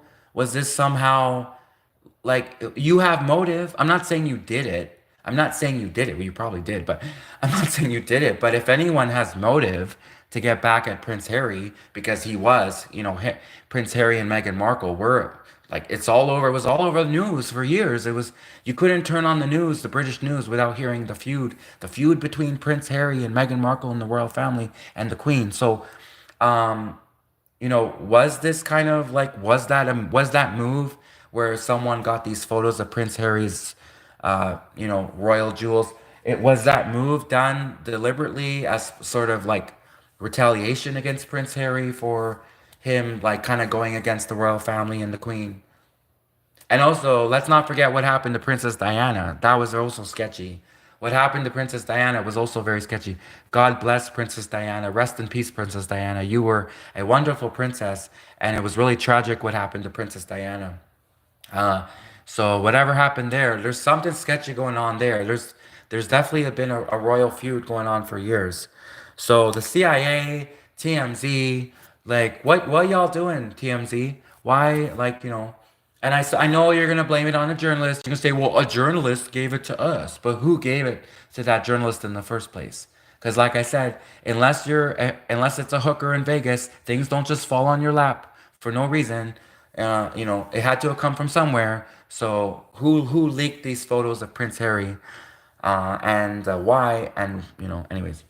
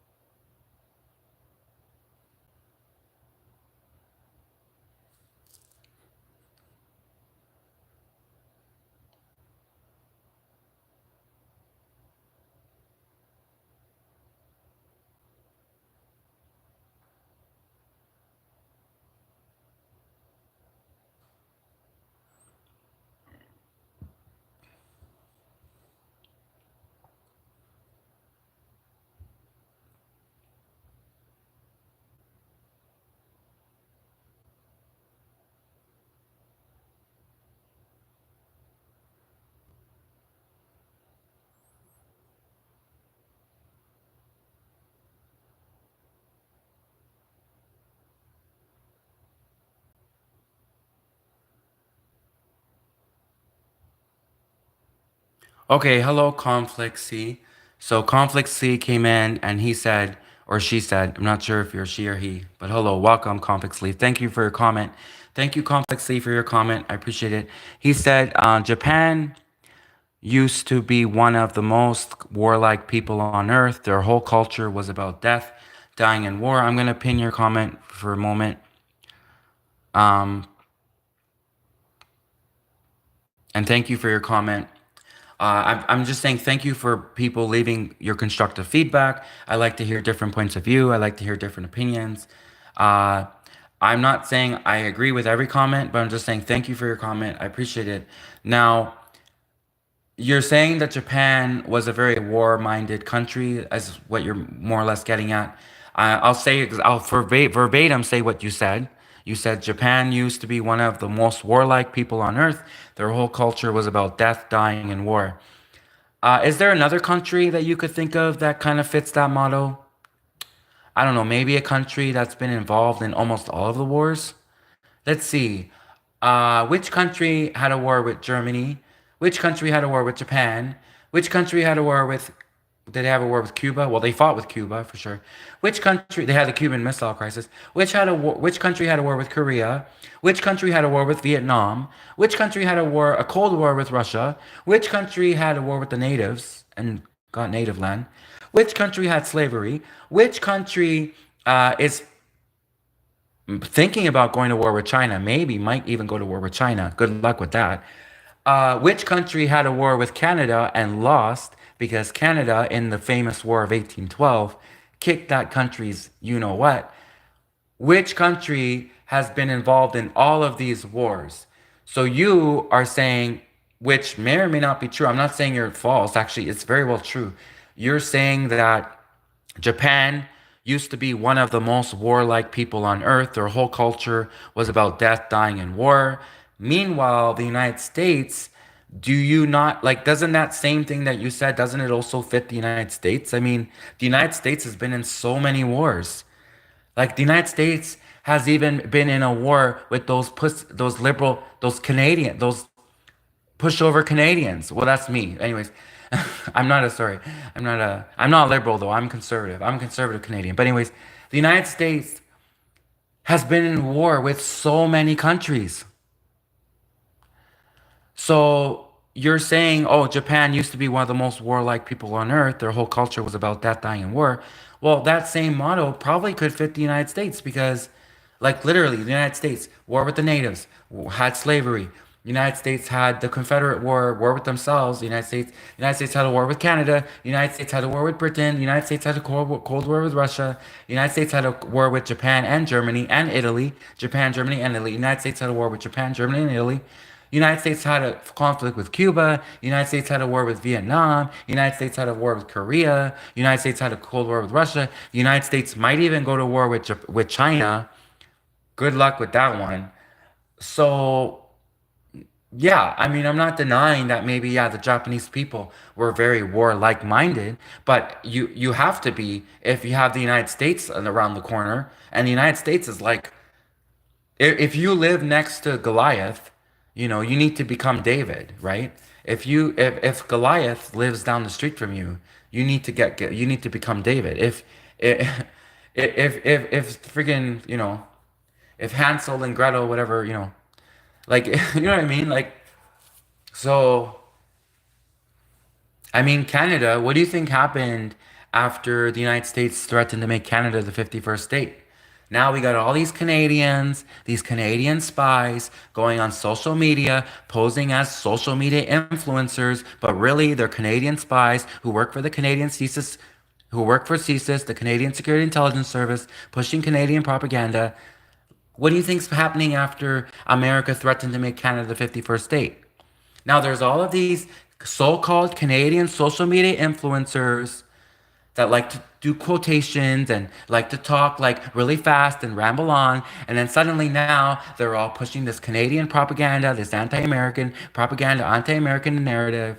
I'm just joking. It's not me. I don't work for CSIS. I don't work for the Canadian Security Intelligence Service. I'm not a social media agent of influence. I'm not an agent of influence. I'm not a social media influencer working for CSIS, the Canadian Security Intelligence Service.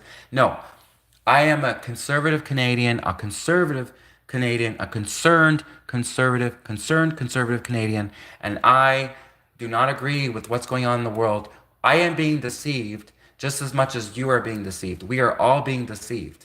They are deceiving us constantly. And, interesting enough, too, is deception, right? So, deception is who can deceive you? Deception, you can only be deceived by people you trust. So if anyone's going to deceive the United States, it's not going to be an enemy of the United States. An enemy, theoretically, by definition, an enemy of the United States, how can an enemy deceive the United States when the enemy never gained the United States' trust?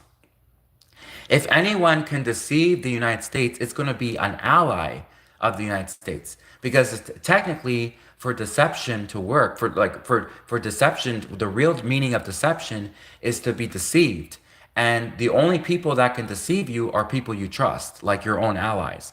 So if the United States is going to be deceived by anyone, it will have to come from an ally of the United States will deceive the United States.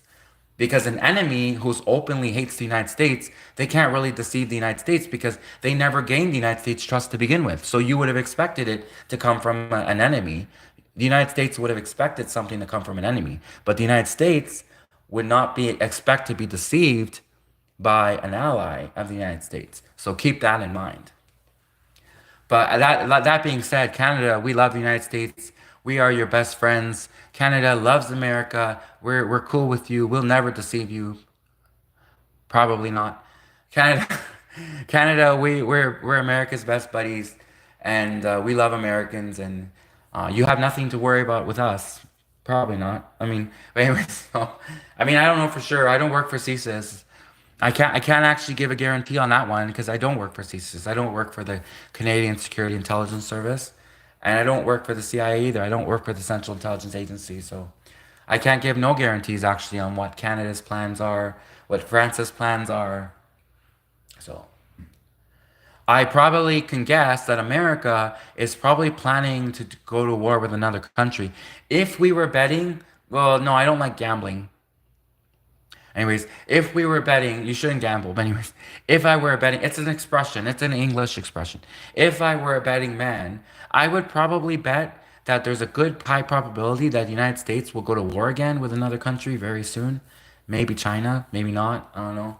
Maybe the Middle East, right? Maybe, maybe even one of America's own allies, like Israel. Who knows?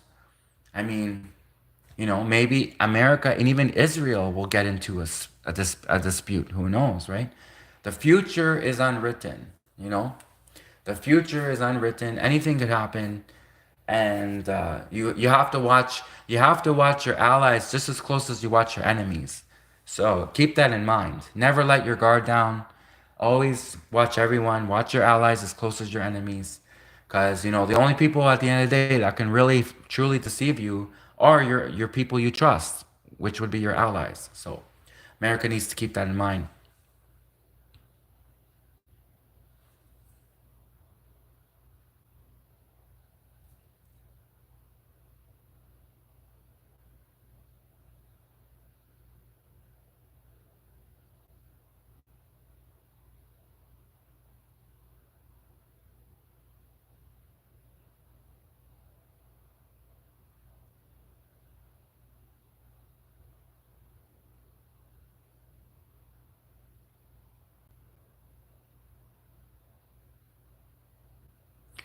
So I got a new comment to pin. Candace for president. That's an interesting one. Thank you, Mamar Lisa. No, Mama. Sorry. Thank you, Mama Lisa. Thank you, Mama. Oh, I get it. I got it. I got your name now, Mama. Thank you, Mama Lisa, for your comment. Said Candace for president. I hope she runs. Let's talk about that one.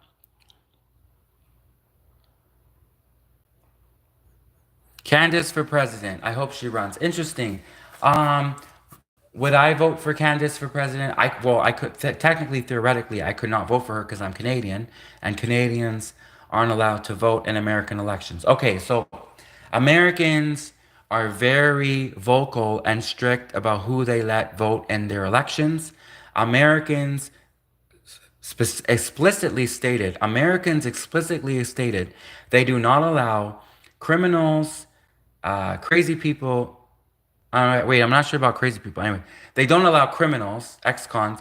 They don't allow criminals, non-citizen. They don't allow criminals and Canadians. So basically, Americans do not allow criminals, ex-cons, and Canadians to vote in American elections. Americans are very explicit when they say the American government does not allow criminals and Canadians to vote in American elections. So.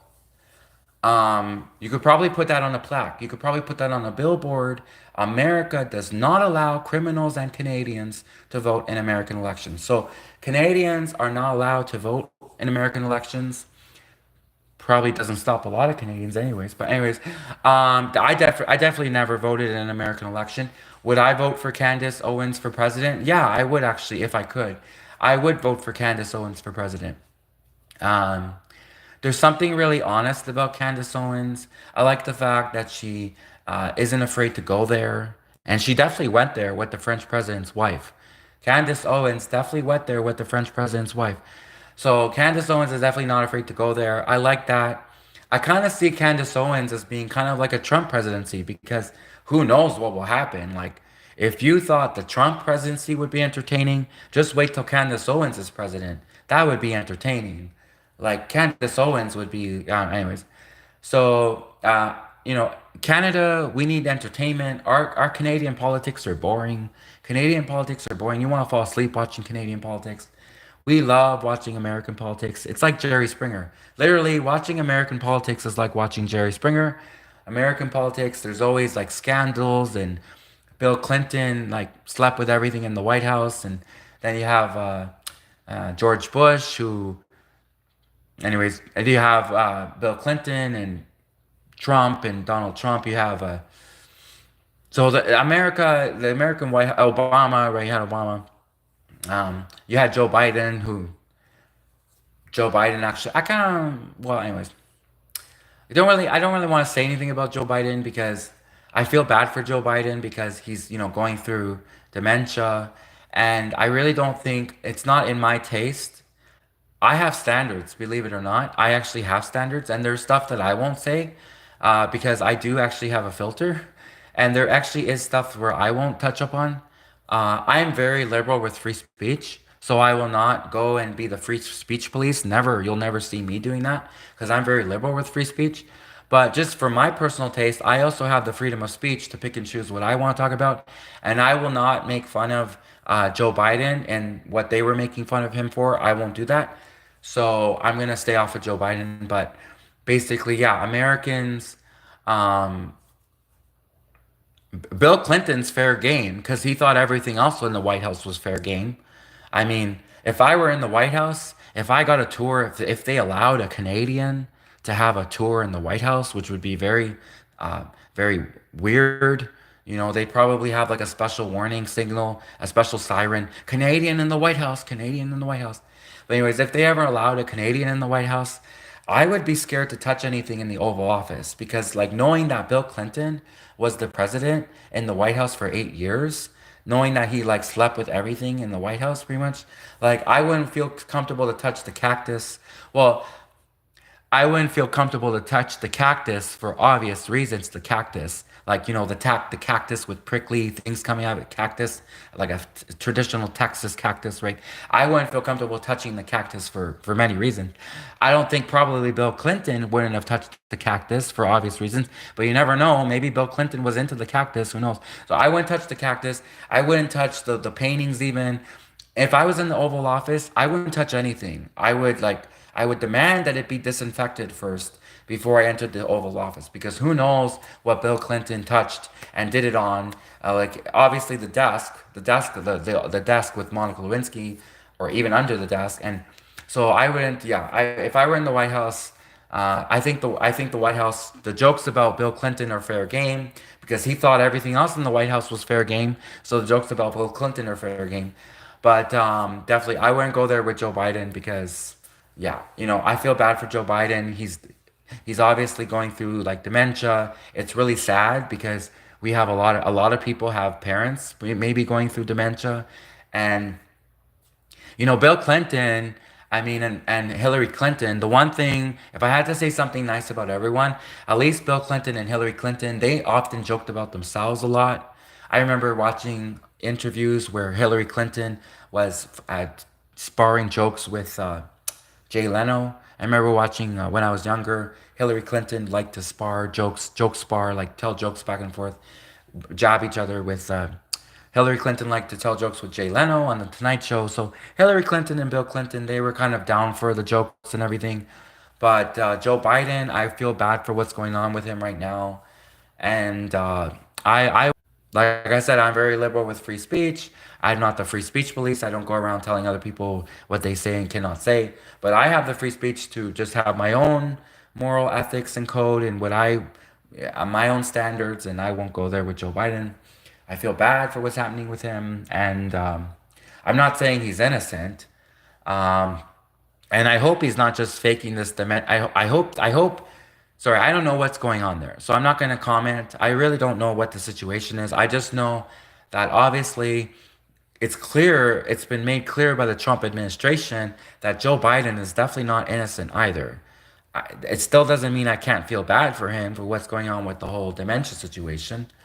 But Joe Biden, he didn't have dementia when he pardoned his son. So Joe Biden wasn't in mental decline when he pardoned his son. I mean, if Joe Biden was really in mental decline, why would it be like why suddenly when it comes to pardoning his son, he's very sharp when it comes to pardoning Hunter Biden.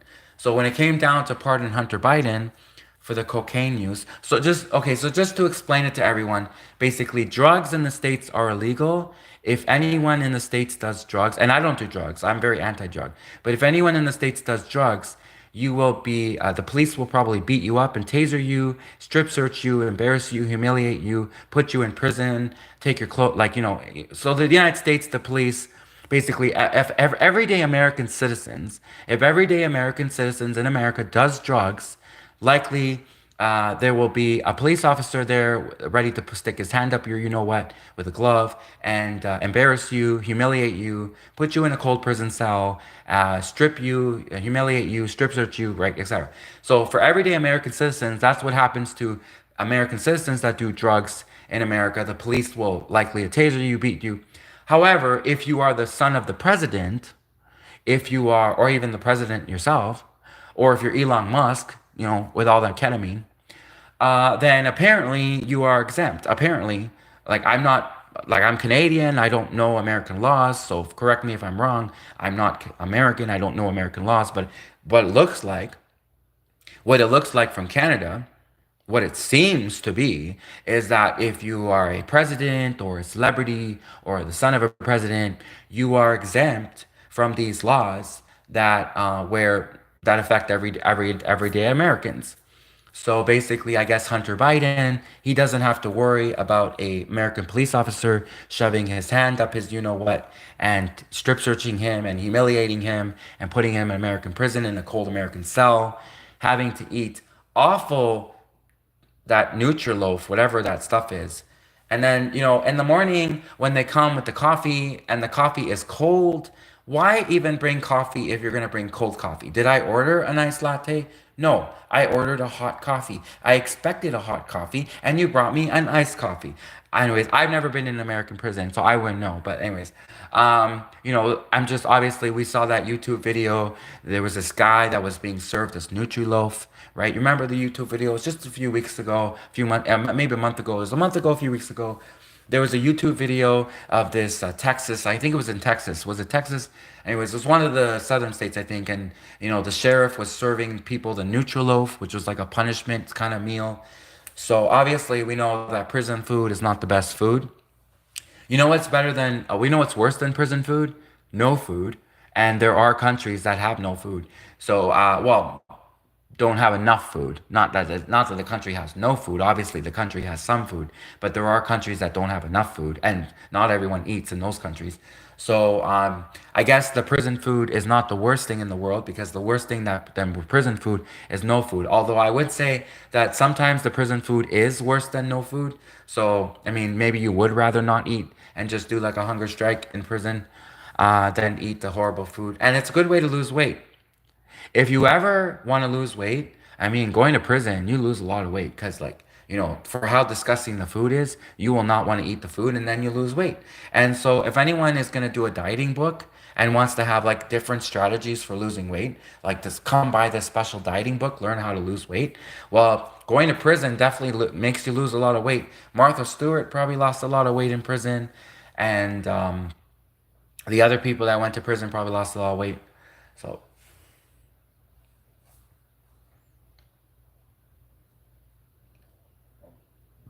And Donald Trump, apparently, we saw the news articles where Donald Trump was talking about how he wanted to like take Rosie O'Donnell's citizenship away. Um, who knows? Maybe even Donald Trump will try to get Rosie O'Donnell put in prison. Who knows, right? So I'm not saying Rosie O'Donnell needs to lose weight. That's not what I said. I said, we saw the news article last week where Trump was saying he was considering taking Rosie O'Donnell's citizenship away. And then who knows if he does that? I mean, that could very well lead to her going to prison, obviously.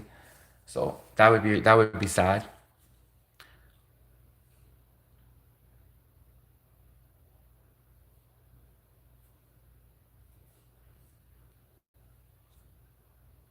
Now, would I vote for Candace Owens? Do I think she'd make a great president of the United States?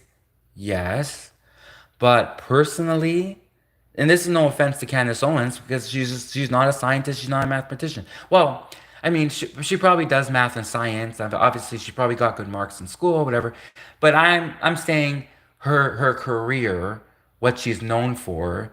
I mean, she's definitely not, or maybe she is. I mean, you never know with people. I mean, Candace Owens could really be a ninja working for the CIA, and she's like, who also a world star chef. You never know with these people. They could very well. Candace Owens could really be a scientist.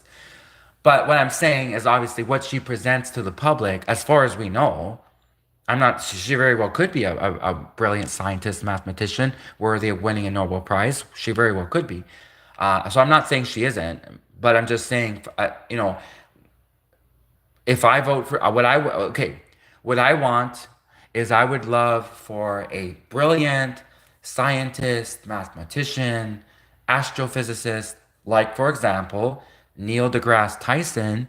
Neil deGrasse Tyson, a brilliant astrophysicist who you very well could say is up there with Stephen Hawking, Albert Einstein. I don't know if he's up there with Nikola Tesla. It's really hard for anyone to match Nikola Tesla, but um, so I look up to scientists and mathematicians. Those are my role models.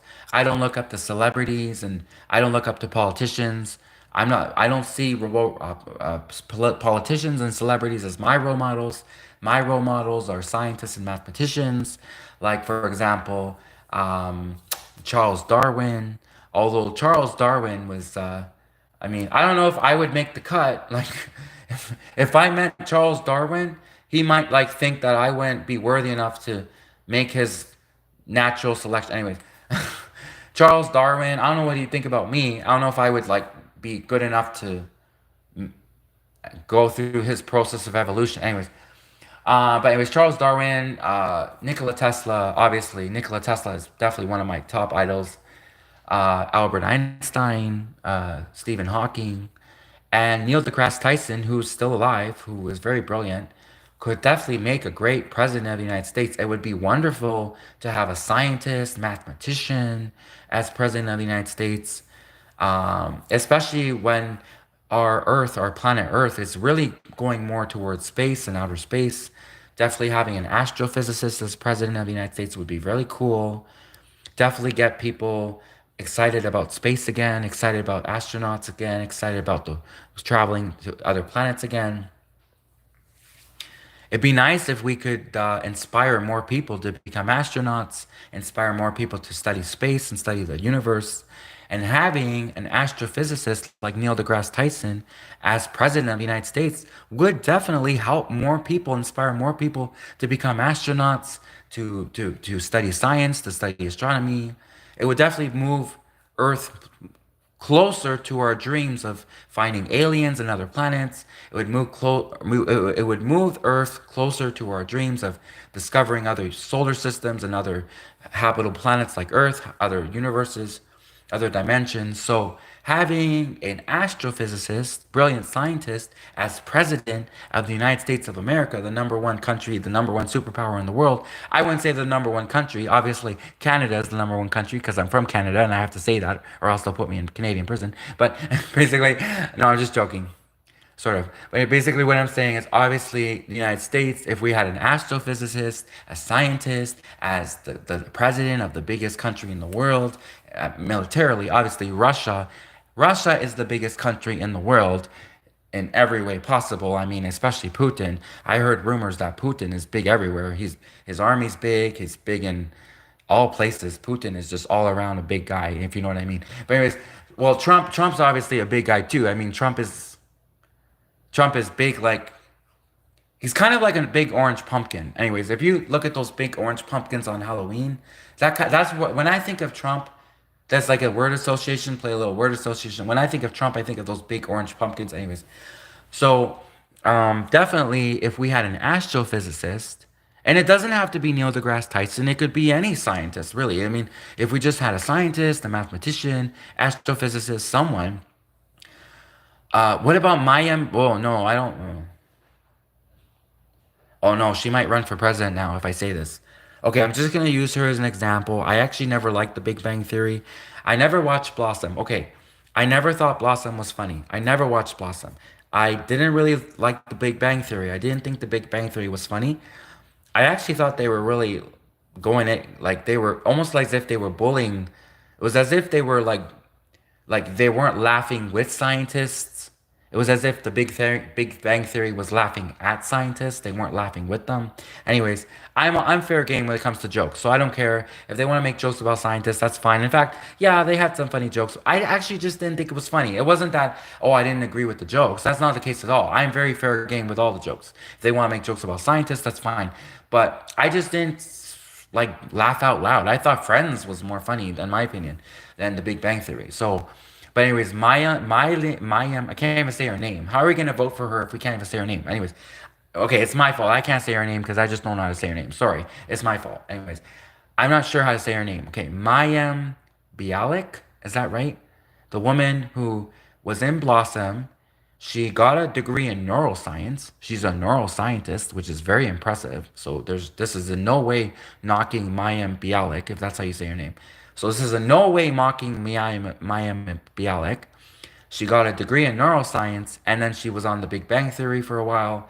And she's not only was had a degree in neuroscience on The Big Bang Theory, but in real life, the real actress also has a degree in neuroscience. Her name is Mayim Bialik. Imagine if she ran for president of the United States of America, she would totally be pro-Israel. So if anyone's gonna come and say, oh, who would be the most pro-Israel candidate? Probably Mayim Bialik, who's the neuroscientist, the real neuroscientist from The Big Bang Theory. So personally, I don't want to get my stream shut down, so I'm not gonna say whether I'm pro-Israel or not pro-Israel. But anyways, I don't want to. Are people still there? Can you still hear? Can you still hear me? Anyways, I'm not gonna go there with the Israel stuff. But anyways, if anyone would probably be very pro-Israel, it'd be Mayim Bialik. I'm surprised actually she hasn't already declared she wants to run for president because she's a neuroscientist. Like I'm sure a neuroscientist can handle being president of the United States of America, but I would actually prefer an astrophysicist because an astrophysicist, especially when it comes to NASA and the American Space Agency and exploring outer space, obviously an astrophysicist, an astronomer, as a scientist, as president of the United States of America, they would help get everyone inspired about space again, inspired about space exploration, encourage people to become astronauts. It would be great for the world.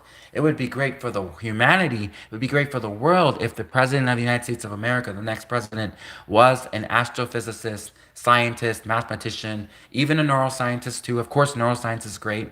Neuroscientists would be great, well, as well, of course. It would be fascinating. It'd be great. It'd be wonderful, and I would love it. That's what I would prefer. However, I also would vote for Candace Owens for president. I think she's very beautiful. Candace Owens. She's very talented, and maybe who knows? Maybe Candace Owens also is really smart with chemistry. Maybe I don't know what she studied in her. I don't. I'm not an expert on Candace Owens. I don't know what she studied in college. Maybe has a degree in biology. I don't know. So. But I know Candace Owens is definitely a very smart woman. So she's definitely smart in business. She's smart in politics. She's probably works for the CIA. Candace Owens she probably does. And which would be great. That's great. She has a good job. Works for the CIA. She's a very talented woman. And to see if she doesn't already work for the CIA, she should because she's a very smart, talented woman. So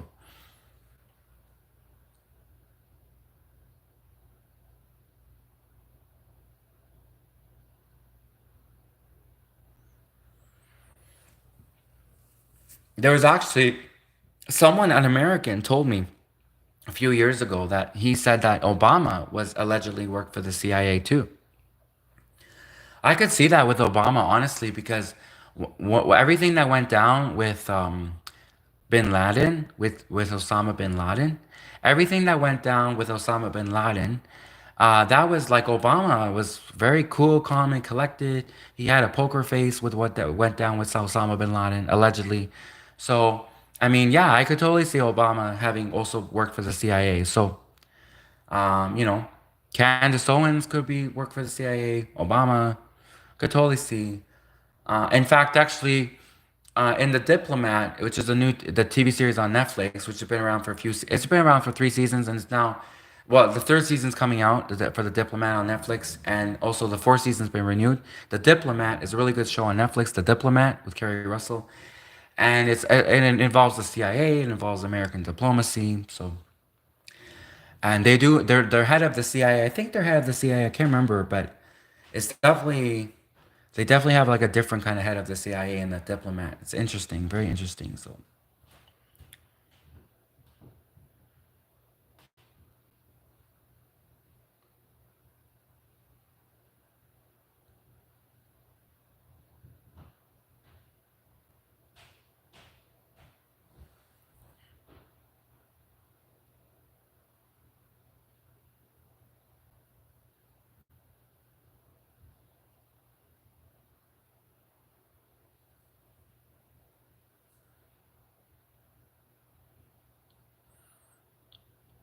who I really want, and keep in mind, it's hard for me to say this because I'm a scientist and mathematician. But who I really want is Martha Stewart to be president of the United States. Because, like, oh, when I was growing up, I used to make Martha Stewart's recipes, her food recipes. Martha Stewart just was such a, she made everything better. She made Christmas better. She made the seasons better. She made everything better, the home better. I used to love Martha Stewart's cooking recipes, so I love Martha Stewart. I wish she could be president. Unfortunately, she can't because she's barred from being president because she was convicted, and she's an ex-con, and there was probably a um, parole officer who stuck his thing up her. Anyways, so stuck his parole papers in her mailbox, if you know what I mean. Wait, I don't even know what I mean. Sorry, hold on. Anyways, he did something. Anyways, she was in prison. So anyways, Martha Stewart was in prison for a year. But Martha Stewart, oh, I love Martha Stewart. I feel so bad for her. She must want revenge on the United States of America. And Martha Stewart, she would make a great president of the United States of America. She really would. She is such a businesswoman. If anyone's a business person, it's Martha Stewart. And she's so smart and creative and talented. And her American pie recipe, her apple pie recipe, wonderful. So Martha Stewart, unfortunately, she can't be right because she's an ex-con, and ex-cons are eligible from being president of the United States. But if I could, I would vote for Martha Stewart.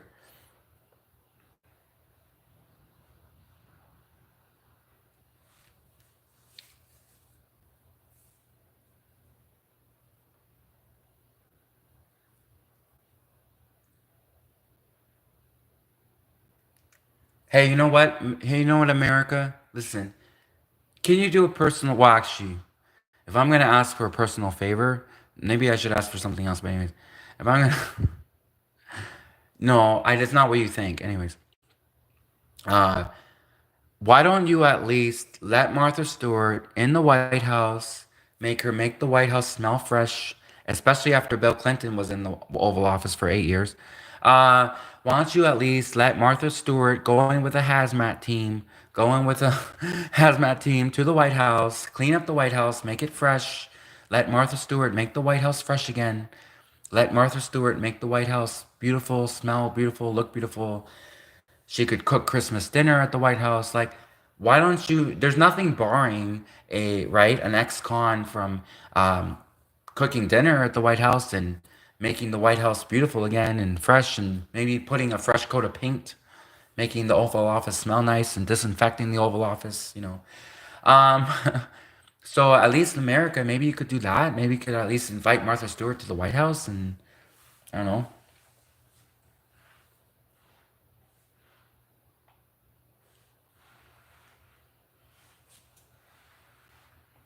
Maybe make Martha Stewart the ambassador to China. I don't know. Can an ex-con? I know the ex-con, an ex-con criminal cannot be, uh, even if it's a non-violent crime. I know an ex-con can't be president, but can an ex-con be like an ambassador in the United States or anything else? Is it still possible for an ex-con in America to work somewhere? Because I guess it's a very explicit rule that they can't be president. But can an ex-con still, like, for example, can Martha Stewart for real, like, be the ambassador to China? Could Martha Stewart be anything else, like a secretary? Anyway, well, I wouldn't make her. Well, no, like, I wouldn't make Martha Stewart like anyways, you know what I mean. What can you give her like a really powerful position in the White House? She doesn't have to be president. Or even vice president. That's interesting. Could they make Martha Stewart vice president? You know, I mean, if they can pardon Joe Biden's son, and Joe Biden had crack as you know what? If they can pardon Joe Biden's son, and Joe Biden's son Hunter Biden had crack up his crack, if they can pardon Joe Biden's son and Joe Biden had crack all over his face, then how could how could they not give Martha Stewart something to do in the White House? You know, make the White House beautiful, fresh again. The White House could use a fresh coat of paint.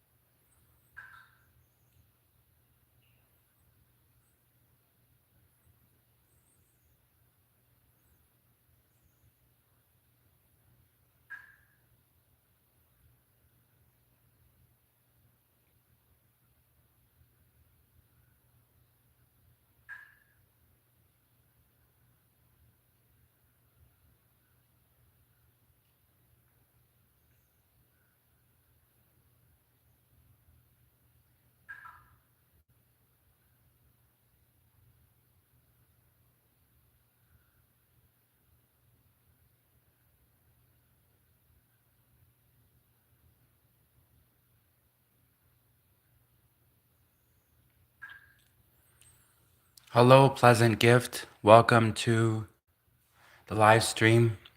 Candace, you said your comment is you said Candace will say anything for a paycheck. I think you described 99% of America and Canada on that one, and probably 99% of the world. I mean, maybe not everyone. Maybe 90% of the world. Okay, I guess yeah. I mean, I won't do anything for a paycheck. I won't say anything for a paycheck. Um, have I been put in the position where I could have said anything for a paycheck? I've never been offered the money. I would like to think I would say no, and I think I would say no. Like, I mean, if someone offered me $5 million tomorrow to get on stage and accuse the president of China of being a little dictator, I don't know if I would do that. Like, imagine if the CIA, they were sending a comedian to China, and I was like the comedian that the CIA was sending to China, and I was performing for President Xi Jinping and the Chinese symphony, the Chinese orchestra, whatever, the Chinese auditorium. I was performing, and I was a comedian. And then I made reference to the president of China, and I was saying, "Oh, it's all in good fun. We're just making jokes, right?" So, like China, you guys got a lot of people in your country. And, I then suddenly made reference to, um, hey, you guys like those little cocktail wieners? You know what they serve at hors d'oeuvres at cocktail parties? Like those little cocktail wieners. You Chinese people must know about those little cocktail wieners that they serve at parties, right? Anyways, yada yada yada. They put me in Chinese prison for 200 years. I somehow avoided the death penalty. So I wouldn't say anything for money. So I guess you're right. I guess maybe there are people who won't say anything for money. Well, your comment was you were saying Candace Owens would say anything for money. Well, it describes a lot of people. A lot of people will say things for money. It's really sad. I think people should say the right thing. Everyone, if only the world could be more focused on saying the right thing than just saying what they need to say for money. However, they're going to argue and say, well, the right thing is the right thing that is for money. So they're going to argue that. And then they're also going to argue, well, what is the right thing? Because the right thing sometimes is subjective, right? So it's subjective what the right thing actually is. Everyone has a different version of right thing, but sometimes people are clearly right and sometimes people are clearly wrong. Like in mathematics class, sometimes there's mathematics that are clearly right and sometimes that are mathematics that are clearly wrong. Politics is such a. Although sometimes in politics, yeah, there's sometimes in politics, sometimes things are clearly right, sometimes things are clearly wrong. So,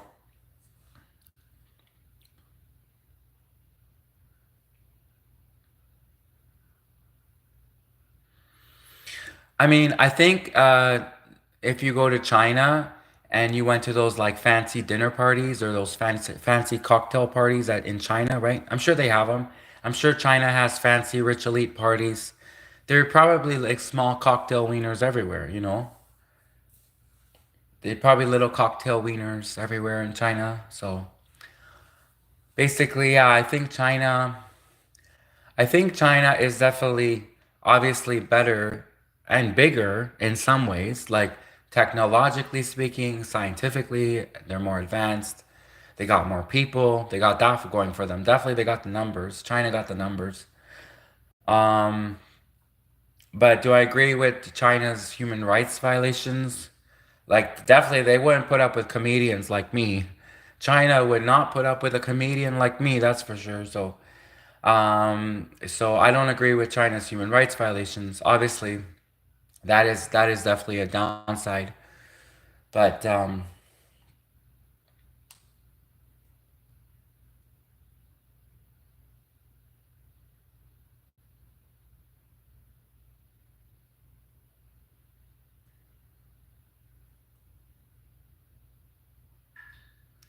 Unfortunately, and this is, I've said this before, and I like to say this constantly actually, as much as possible.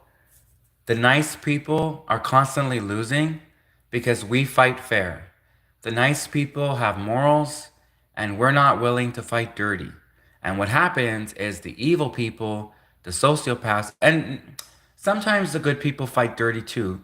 But usually the reason why the bad guys win is because they're the ones who have no problem fighting dirty, fighting like cowards, being underhanded, and that's why more oftentimes than not, the bad guys win, which is really sad. And if you see people winning in society, I'm not saying they are for sure a bad guy, but it's very possible they are a bad guy and that's why they're winning.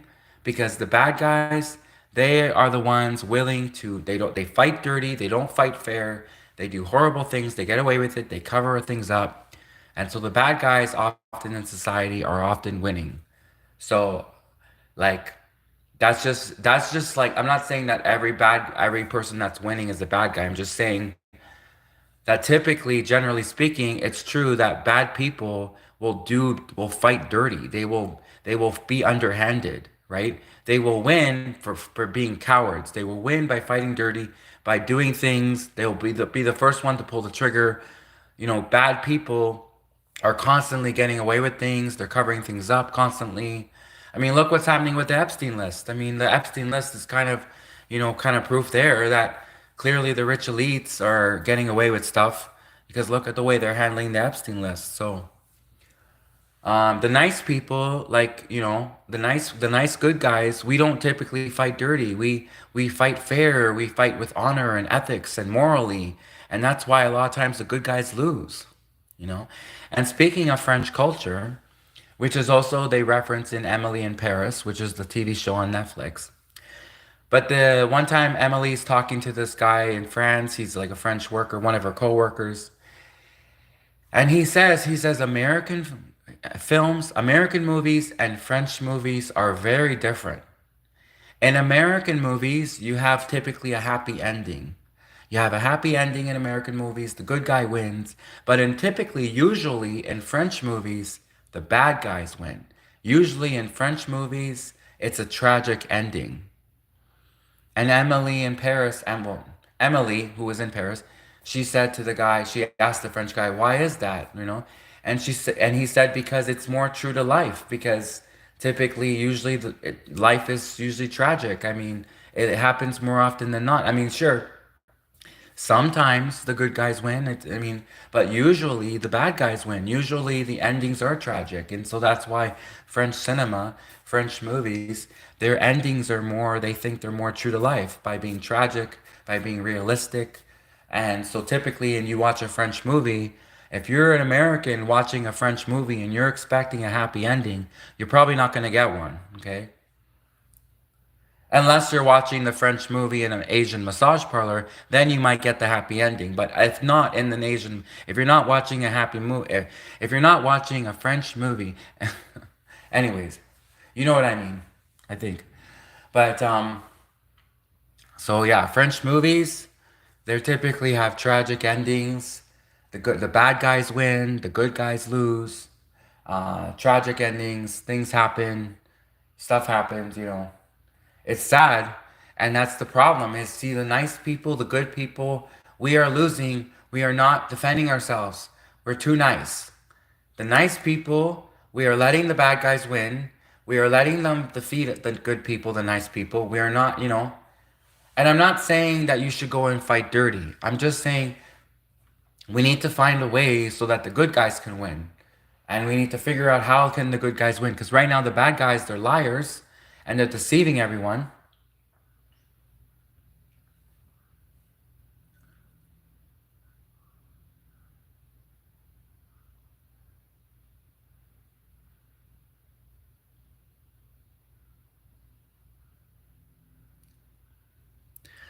Yeah, I know that movies don't always reflect real life. Obviously, there are movies. But what I'm saying is that in French culture, they make their movies to like, they're trying to resemble what they think real life is. So in France, of course, they're movies, but when they design their movies in France, They're trying. According to the guy, this is the guy in Emily in Paris. This is the French actor. This is the character in the Emily in Paris, and he's describing French culture. He's not lying. He's not, and I've heard this from other people. I have heard from other people that in French movies the endings are more tragic. They don't really have the American happy endings. They don't really have the American happy endings in French movies. So, um, he's saying that the reason that's the way the French movies are is because that's how they see life in France. They more have a pessimistic attitude, a cynical attitude. They don't really expect the good guy to win. They're more pessimistic. They're cynical in France. And they design their movies to like imitate life. So that's how they perceive life to be. They imitate, they make their movies to, anyways, you know what I mean? You know what I mean? My point is, but you're right. You are right. Obviously, movies, like I said, sometimes the good guys win. Like sometimes Americans, sometimes you do get a happy ending. Sometimes the good guys win, but also the bad guys win a lot too. So unfortunately, so we have to figure out the good people. How do we stop the bad guys? I mean, right now, clearly with the Epstein list, clearly they're getting away with something because they're clearly not properly handling the Epstein list. Who's like the people in charge of handling the Epstein case? They are totally screwing. They're totally messing it up. So the rich, the bad, the evil rich elites are definitely getting away with stuff. And two, Diddy, didn't it start off with a Diddy list, Puff Daddy? Which, by the way, any rapper who calls themselves Puff Daddy, any rapper who calls themselves Puff Daddy or any kind of daddy, that's a giveaway. Like that's obvious. Like any person who calls themselves daddy or mommy, any person on their profile who calls themselves daddy or mommy is suspect. Like especially when they call themselves Puff Daddy, Puff Daddy, a rapper who calls himself Puff Daddy is suspect. Definitely, that one's obvious. And didn't it start off with a whole P Diddy list? And P Diddy, that's a whole other P Diddy, P Diddy. Come on, like that's another obvious name, P Diddy. Anyone who calls himself P Diddy, Puff Daddy, but also didn't they start off with a whole P Diddy list, Puff Daddy list, and now it turned into from a Puff Daddy list to like one scapegoat, Puff Daddy, and he was like not even really fully charged, like he wasn't really fully convicted. He was convicted on like very minor, much minor charges, lesser charges. He was convicted on lesser charges. He was kind of given a slap on the wrist, really. I mean, he wasn't really, you know. So clearly the bad guys are getting away with stuff still.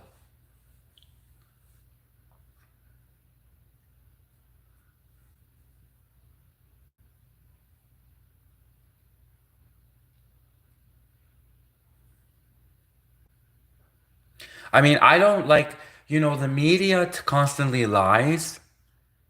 So I'm typically the type of person to challenge the mainstream media's narrative. I typically do that. But sometimes, like, it's hard because the media is constantly lying. So naturally, people typically tend to believe the media. I don't, and I try not to. But sometimes the way the media presents the case, they're very good at deceiving people. The fake news media that Trump is boasting about, the fake news media, they're very good at manipulating people, deceiving people. So I'm not the type of person to trust the mainstream media. Now there are people who are saying that Puff Daddy is innocent, but in my opinion, a rapper who names themselves Puff Daddy, if you were saying Michael Jackson was innocent, I would definitely hear you out. And I hear out everyone, of course. If someone wants to come in and say they think Puff Daddy's innocent, I will hear you out.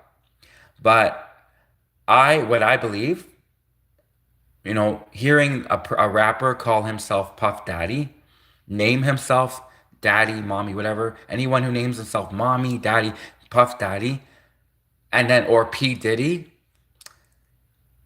like, does he not have any social awareness to what goes on in the world, right?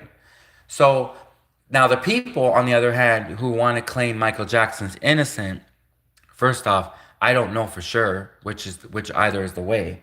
But what I will say is it's amazing how they totally went after Michael Jackson. Like they sent pitchforks after Michael Jackson. They sent a mob. They sent a lynch mob after Michael Jackson. They totally went after Michael Jackson. Meanwhile, they have this whole Epstein list full of names of rich pedos, allegedly rich pedo, rich elites, and they just like they casually brush aside the Epstein list.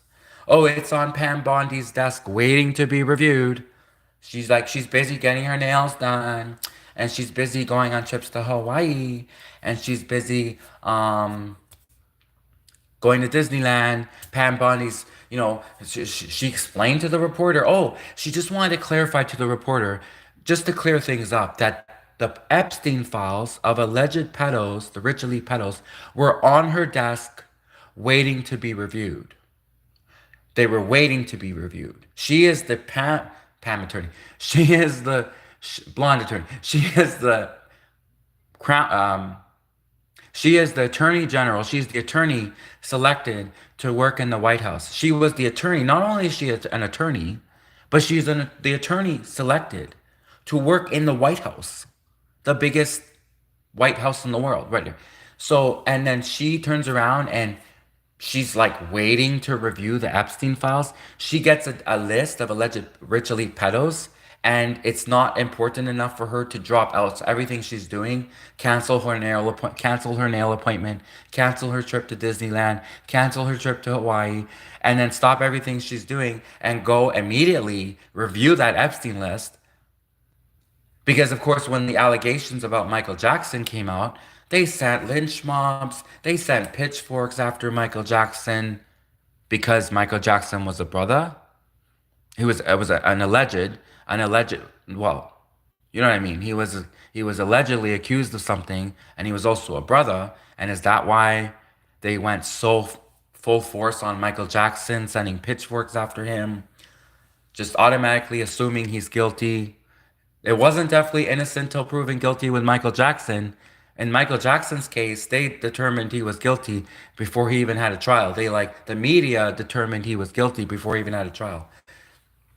It was guilty until proven innocent in Michael Jackson's case. But in this Epstein case, all of these rich elite alleged white pedos are, oh, they're like, God forbid that they don't get due process. They don't get due process. But there's so many other people in America that were never given due process. Michael Jackson definitely wasn't given due process. The media totally vilified Michael Jackson and went after him before he was even convicted in any trial. So that's pretty. And when the media becomes the mob, and like that they can destroy someone's life. Really, the media can destroy someone's life. So the media destroyed Michael Jackson's life before he was even convicted. He was considered guilty before even proven guilty. And he would definitely, they didn't treat him like innocent till proven guilty in Michael Jackson's case.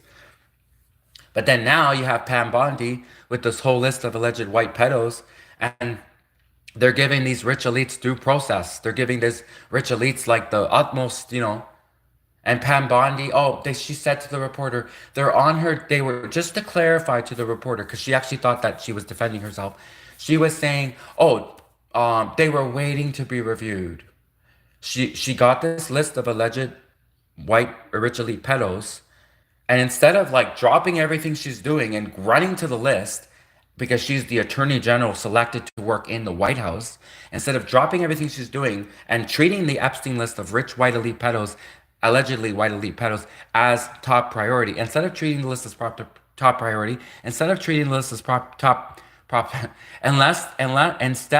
instead of treating the list as top priority, and instead of treating the list as top priority, she says, "Oh, they're on her desk waiting to be reviewed. She's busy doing other things. She got her nail appointment, I guess. She's going on a trip to Disneyland. She's getting her hair done. She's getting a massage appointment. She's busy calling the cops on a suspicious brother that was in her neighborhood the other week." But she has a whole list and she's the attorney general selected to work in the White House, and she has a whole list of alleged white pedos on her desk, a whole Epstein list on her desk, whole Epstein case, and She doesn't run immediately run to the list as the attorney general selected to work in the White House and immediately do something and take action on a whole Epstein list. But I'm sure if there was a suspicious brother or sister near the White House, then they would call like 20 police cars. If there was a suspicious brother or sister in a neighborhood, they would send 20 police cars right away for a suspicious looking brother or sister. They would send 20 police cars. But meanwhile, they have a whole Epstein list and a whole Epstein case of alleged white pedos on an Epstein list. And Pam Bondi's taking her time. She's got nail appointments. She's got trips to Hawaii. She's got a trip to Disneyland. She's gonna meet up with her sorority sisters. And and maybe she's even gonna talk smack about Obama a little bit. Does that make sense to you? Does that make sense? No. It's clearly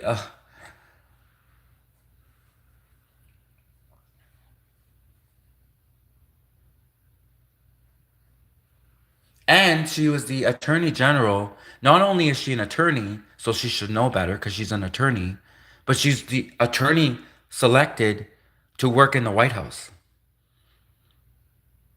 Clearly, uh, people like, so she should definitely know better.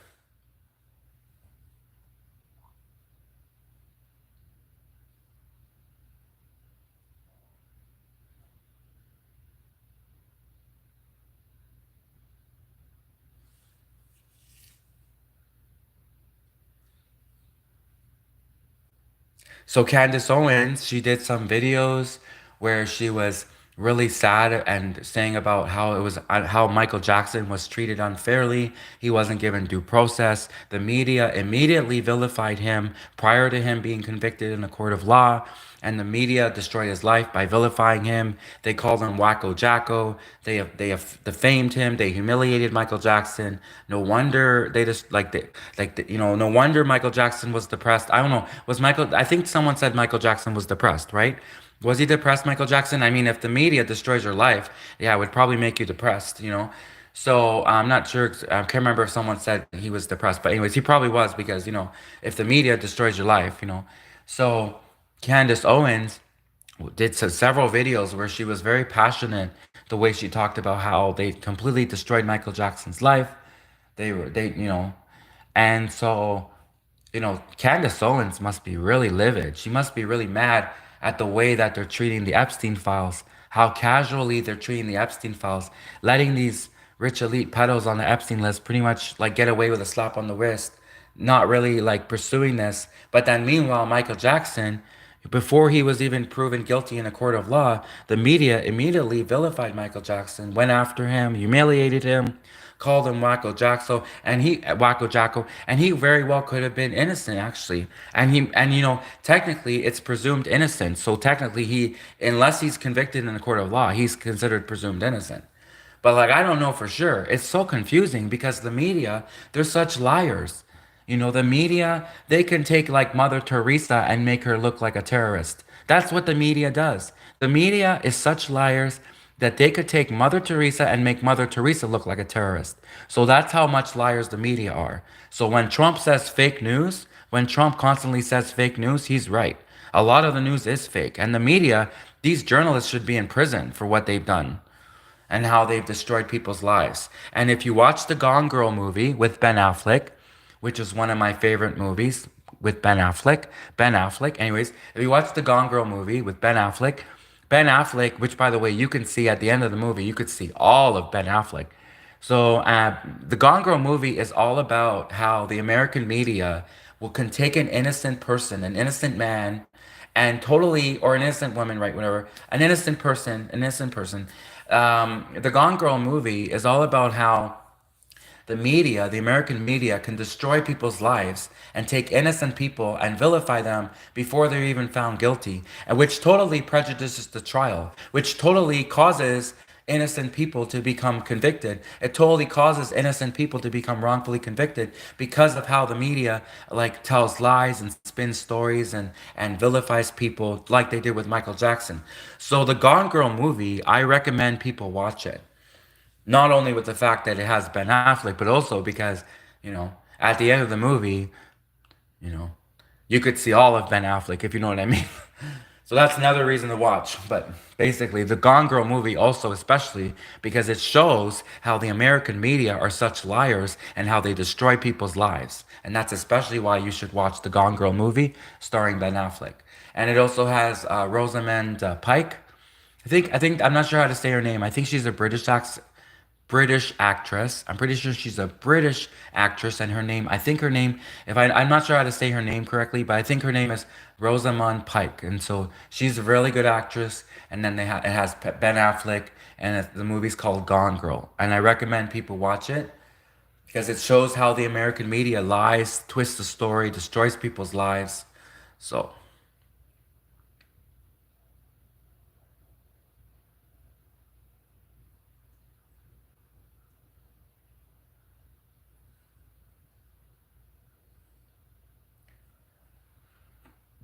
I think Candace Owens should talk about the Gone Girl movie on her channel. I think she should talk about it because the Gone Girl movie, like if you want a movie that really shows how the media tells lies and spins stories and destroys people's lives, like they did with Michael Jackson, if you want a Hollywood movie that really illustrates and shows and demonstrates how the mainstream media, the fake news, the American news journalists, the liars, how they destroy people's lives, how they vilify people like they did with Michael Jackson, then I think Candace Owens, you should show the Gone Girl movie. Like you don't have to show the whole movie. I'm just saying you should make reference to the Gone Girl movie on your channel, Candace Owens, because Candace Owens, if you're really, um, you really can't, you're really still upset. Well, everyone should be upset. I mean, every time the media destroys someone's life, so of course it's still should be upsetting to everyone. But Candace Owens, especially if you're especially upset about what they did to Michael Jackson, how the media vilified and destroyed Michael Jackson's life, then Candace Owens, especially you would want to promote encourage people to watch the Gone Girl movies with Ben Affleck. So I think Candace Owens should reference the movie on her channel because obviously Candace Owens, her channel like gets millions of viewers, right? So and there's probably still a lot of people who haven't seen that movie. There's so many Hollywood movies now, and a lot of the Hollywood movies, I will admit that most of the Hollywood movies are not good. So when there is a good Hollywood movie, I do like to recommend it. So I also like Time Machine. I also like the one from 2003, The Time Machine. I like that movie too. I recommend the Time Machine movie. We could all use a time machine probably. I bet we could all use a time machine. So the Time Machine movie. That's obviously more science fiction, but